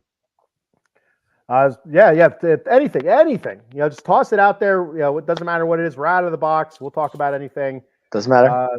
Except for politics and stuff like that. Yeah, we don't go there. Eileen rubs it in my face. Easy as pie. I tried. I cannot figure it out. Easy as pie. I'm there beating the shit out of my phone. I'm like, tap, tap, tap, tap, tap. And it's not working. So I cannot figure it out. Your phone doesn't like you, big man.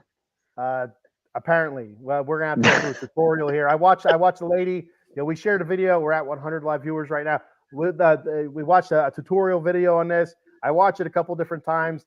And I don't know. I'm mesmerized by the lady's mustache, but it is what it is. I said, any questions, we're willing to answer as best we can. So yeah, easy as pie. I do like pie. Cherry. Blueberry. I'm not gonna say what kind of pie I like. Is it the we weren't going there, big man. Is it the same kind of pie that The Rock likes? Poo-tang pie. Sweet potato pie. What are you guys talking about, perverts? Hey, I'm a cherry guy myself. It's a family show. Dave's trying to cover up poor Tiff Stratton and everything. It's a family show, right, Dave? I did last week. I tried to cover up. He wrote a strongly worded letter to TKO and the I investors did. and to the board of directors. Yep. Tiff Stratton to cover up a little bit. I think he says, "Is it when Stewie says cool whip?" For all you Family Guy fans out there, you know what she's talking about. Stewie. You say cool whip. Mommy. What? My mom. You'd really accentuate that H and whip instead of just calling it whip. It whip. Oh God. It was pissing Brian off. It was hilarious. That's one of the better. That's old. Stewie or Bart Simpson. Take your pick. Whatever you want to. Cartman. It depends on where you're from. So all right. Anything else you guys want to add? No. I like when Bart calls the bars and asks for the name, and the bartender's like, "Is there somebody there?" Like, gotcha. I'm looking for IP Freely. You're right. Yeah. I'm looking for Amanda Hug and Kiss, and Mo's I love it. Hey, I love it. I need Amanda Hug and Kiss, and I love it. I love when he calls the bar. Mo answers the phone. He's like, "I'm gonna get you, you little shit." I'm gonna get you like a fish, and they're Bart's laughing on the other line. It's hysterical. And of course, Eileen, she uses IP Freely a lot. I bet you do, Eileen. Well, no, the best part is when Homer's sitting right there at the bar, and Bart's calling the bar. Classic. Mo says, "Because I'm going to get that punk one day." Get that punk. Homer's like, I hope you do, and not knowing that it's Bart. Not knowing his own son's on the other line. So yeah, that's good stuff there. That's classic, man. I'm a huge. I love The Simpsons. I'll tell you what. Yeah, I do too. I'm a fan. So The Simpsons for me, I watched it basically like the first 20 seasons, and after that I've kind of fell off. Just because with the kids and stuff like that, I just don't have time to watch it now. It's tough. What was Bart saying all the time? I forget what he said. He said something. I forget. I caramba, eat my shorts. I caramba, yeah, that's what it was. Yeah, there you go. I caramba. Eat my shorts. Don't have eat my shorts. Yeah. There's quite a few. I didn't. Yeah, he was the I didn't do it boy in the one episode. Myself and Eileen were talking earlier today about the Homer at bat episode for the softball. That's the best one. Where it hits him in the head and he falls forward. And then they do they have that song, talking softball from Maine to San Diego, talking softball. Oh my God. And Canseco, Ken Griffey's grotesquely swollen jaw. You know that too well. Is running with the ball. We're talking Homer. Oh my God. And the straw. Absolutely, 100%. Ed, he knows that too well, bud. yeah. Roger Clemens clucking like a chicken. You got too much time in your hands to watch The Simpsons, bro. Don Mattingly shaved his sideburns and got kicked off the team. Yeah, I remember. And he said he liked Mr. Burns better than he liked Steinbrenner. Yeah. It's good stuff. Oh, man. So anything else, guys, you want to add from the show here before we get out of here?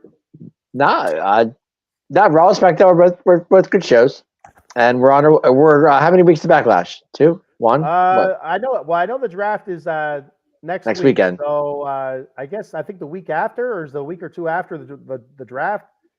I think. Speaking of draft, are we going to see some surprises next week? What do you guys think? I don't know. So the draft starts next Friday on SmackDown. So I'm thinking, do the champions get switched? Does Cody go back to Raw, or does Cody stay SmackDown this time with the Bloodline? They being there. Does the Bloodline go to Raw? Do they split? Does Roman go to Raw and Solo stay on SmackDown? Yeah, I don't know. I mean, usually the champions get split up. I don't know. Yeah, normally the champions stay on their brand though. Normally, that's but it's not. They're not the Raw champion, and it's not the SmackDown champion. They're just the Universal and the WWE title. So you can interchange them. You can flip them. It's true. So I mean, I don't know. Does Gunther move to SmackDown? It's a lot of huge questions. I know in the past they've split up teams or factions, and there's been times where they haven't split up factions where they drafted the whole faction. So I don't know what they do there. So it's going to be interesting. The best draft is where they put Triple H on SmackDown and he spit the water out. That was classic. SmackDown selects Triple H. He's like, what? How about the draft when they broke up the APA and they were both they both looked like they could read their lips, and it looked like they kind of cussed without cussing. Yeah, the APA. I'll tell you, there's one tag team that I miss. Yeah. Bradshaw and Farouk. Yeah. Public Enemy sure don't miss APA. Not after the ass whooping they were given, because they were kind of being they disrespected the WWE business. So the APA was sent out there to whoop their butts. And they did. They stomped them. It was a real slugfest. They were really hitting them. It was no fucking around. Pardon my French there on the Clean Show here. Knock on the APA door. Walk in the door. What do you want? It was just a door frame. I think that was the greatest thing ever. It was just a classic. You could see them. You had to knock on the door and walk. Yeah, knock on the door to come in. Yeah. They're sitting there playing cards. That was fantastic. That was great. I don't think there's a way I would go looking for trouble with Ron Simmons. No. Well, nothing beats when what do you call it? Rock took Simmons out with the Nation. That was classic. How about the APA poker games that they always had during their classic in their clubhouse? Oh, I better not say that in front of them, because then I might take a whooping. That was not their clubhouse. That was the back room. I think that's in the back room. Yep. Their office. Yeah, their office. Pretty much their office. That's where deals were made. Big sign says APA. How can we help you? Brian Kendrick and Paul London snacking on their food and drinking their beer. Oh my gosh, there's two. No, the Brian Kendrick. Crazy. We Good got, stuff. Paul Spencer with a comment here. Says it's main event time. Handy versus the Clown Garcia. Now that sounds like a wrestling match. The handyman versus the clown. Yeah, that sounds like a real true. Paul, are you watching like a TNA or something? Is there something like a professional wrestling on that right now that you're watching that I don't know about? Is Doink in there too? Handy versus the Clown.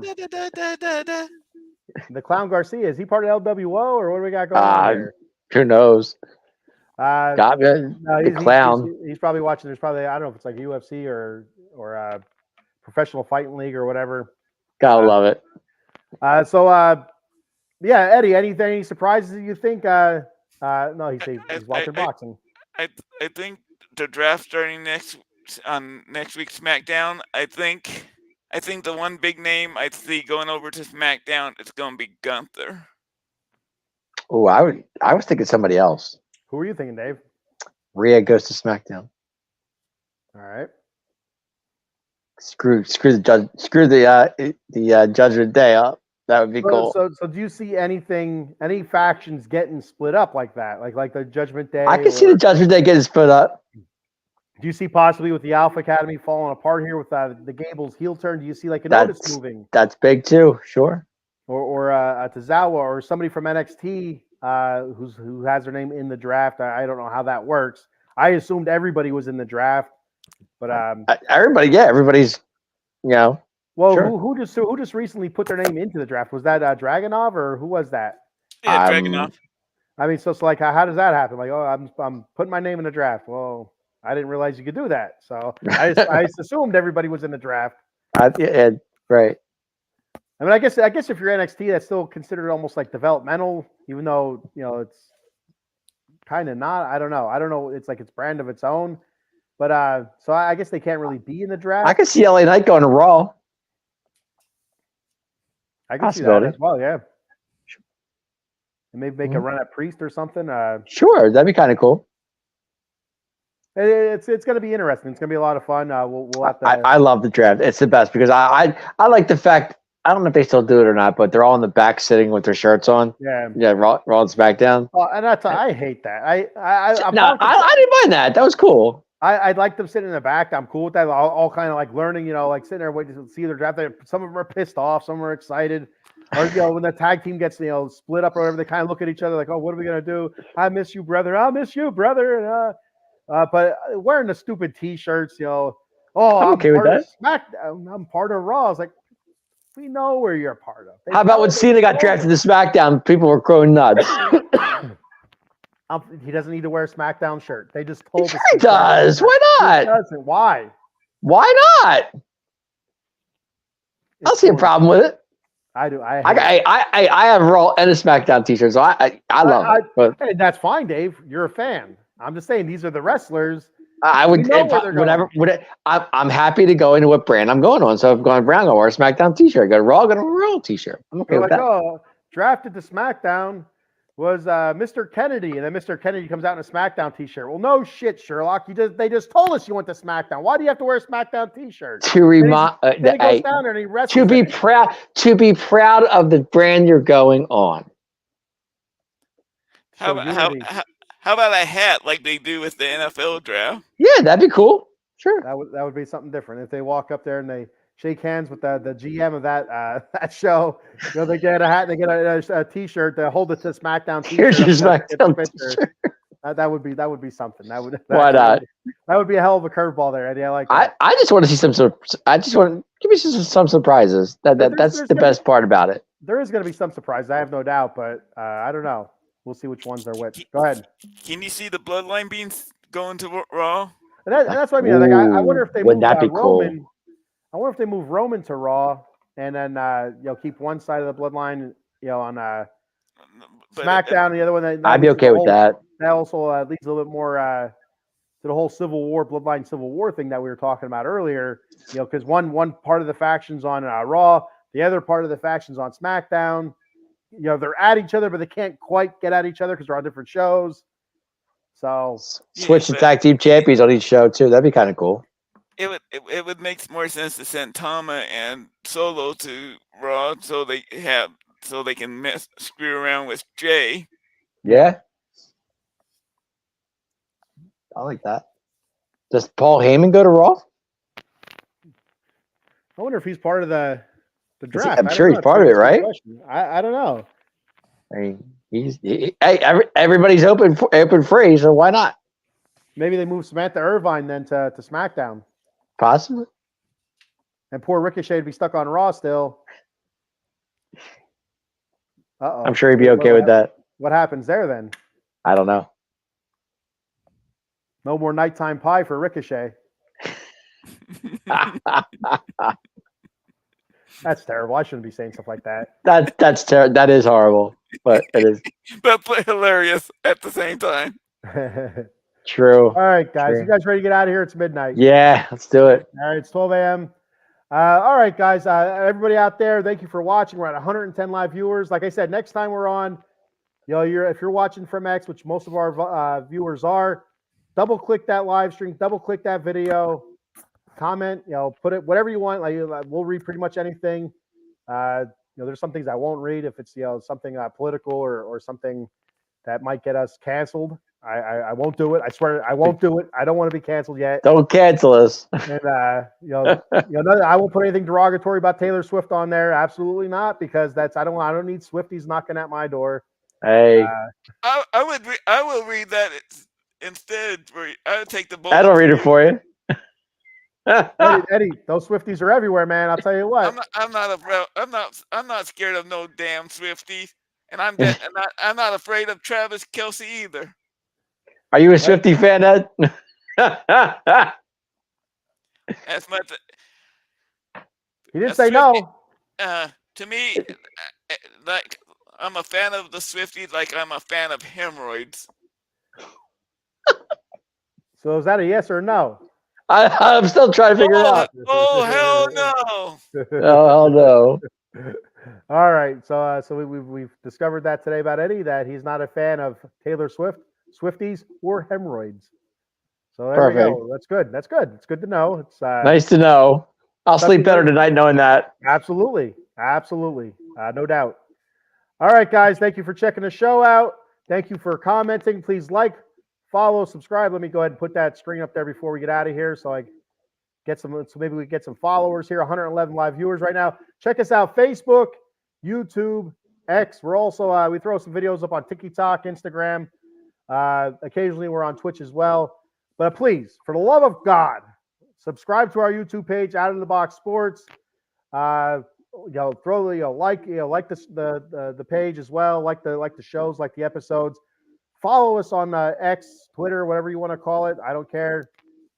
Follow us there. Give us a like, and it's much appreciated, very much appreciated. And like I said, we have a whole bunch of shows here. I'm live next on Wednesday morning, 10 a.m. with the Bat Cave, talking New York Mets baseball. I'll be live Thursday morning at 10 a.m. with the Silver and Black Lair LA Kings edition, talking LA Kings hockey, playoff hockey now. And then I will also be live Friday, 10 a.m. with the Silver and Black Lair, talking Las Vegas Raiders, the night after round one of the draft or before round 2 and 3, night 2. Mm-hmm. And I might go live Monday morning to talk a little bit of Kings pregame before their series starts with the Oilers. I haven't decided yet. Dave, where can they check you out next, buddy? I'll be back in a few weeks with Extra Innings Tuesday nights with Joe Sullivan. We actually did a show last Tuesday. We had a great time doing it. We're talking Major League Baseball. It's a good show. It's fun to watch. We just go over standings and prospects and stuff like that. It's a great time. MLB Extra Innings. Check me out Tuesday night, 7:00. And Wednesday night I'll be at the 215 Boys talking Dallas Cowboys football. All of you Cowboy fans out there. It'll be at 9:30 Wednesday nights. I don't know when we're coming back to that show. It's been a while since we've been on it, but I know we're in the mix of getting things together with it. It's coming back eventually. And of course, Friday nights you can check me out here at 10:30 or 10 o'clock. Sorry, on the Atomic Jock podcast. Saturday nights, not Friday. I take that back. And check me out there. I also talking wrestling with my two favorite guys next to me right here. And then that's where I'm at. So if you want to come see me, I'd love to hear from you. All right. And so next Saturday, we should be live 10 p.m. I know Adam said he will not be on next Saturday. I think he said he has something going on. I have something going on as well next Saturday, but I might be home in time. So we'll figure it out. I'll talk to you guys more about that. but we should be on again next Saturday night, 10 p.m. It might have to be a little bit later. We'll see what time I get home, and we'll be talking draft. We'll be talking draft and It's gonna be fun. This past week's Raw and SmackDown shows. So be sure to check out all of our shows. We have a bunch more things. We have the Sully Squad on Mondays for all you fans of Philadelphia sports. Mondays, I think 6 p.m., 6:30 p.m. So be sure to check that out. I think it's a 6 o'clock start for the Sully Squad. Anything else? What am I missing, Dave? Any other shows that I'm not thinking of? I guess Chad Gable's daughter got her smile back after what happened on SmackDown. Maybe Chad Gable's daughter. What do you mean SmackDown? There is a football show Thursday nights at 6. I think it's the NFC. The NFL Weekly Talk. So NFL Weekly, right. Yes. Thanks, Dave. Thank you for bringing this up real quick. So next Thursday night, we will be live for the draft as well. Mm-hmm. So I don't think I have an overlay for that I can see right now. I'm kind of checking for it, but yes, we will be on Thursday night, 7:30 p.m. Live with the NFL draft, talking NFL draft and stuff like that. There'll be a couple of hosts on. I know I will be hopping on as soon as I get home from my daughter's practice. So probably more around closer to 8 o'clock for me jumping on there. Cowboy Dave, are you going to be on that at all? I don't think I'm going to jump on, but if they need me, I can. I will. Definitely. All right. So I think he's got Joe Sullivan on there, and I know he's got a couple other people on there. I don't think he needs me, but if he does, that's fine. And I've been invited, and I'm going to be joining for that too. I don't know. Are you on there, Ed? All you got to do is talk to your boy Paul Spencer, buddy. Yes, yep. He already knows. We already been talking about it. If the NFL draft is my personal Christmas. That's your Christmas? Time for Eddie. There we go. There you go. All right. Yeah, I don't see. Like I said, if I'm asked to jump on, I will. But as of this point, I don't think I'm on. So. All right. There you go. Sounds good to me. I will be on probably closer to 8 o'clock for a little bit before I go to work. Nice. All right, guys. Dave, take us home, brother. Tell them whose game it is. Let me tell everybody whose game this is. Yes, he lost Friday night to AJ Styles. That's okay. He'll get his title shot. Don't worry about it. Whose game this is? The Atomic Drop Podcast. Let me talk to you. Yeah. See you guys later.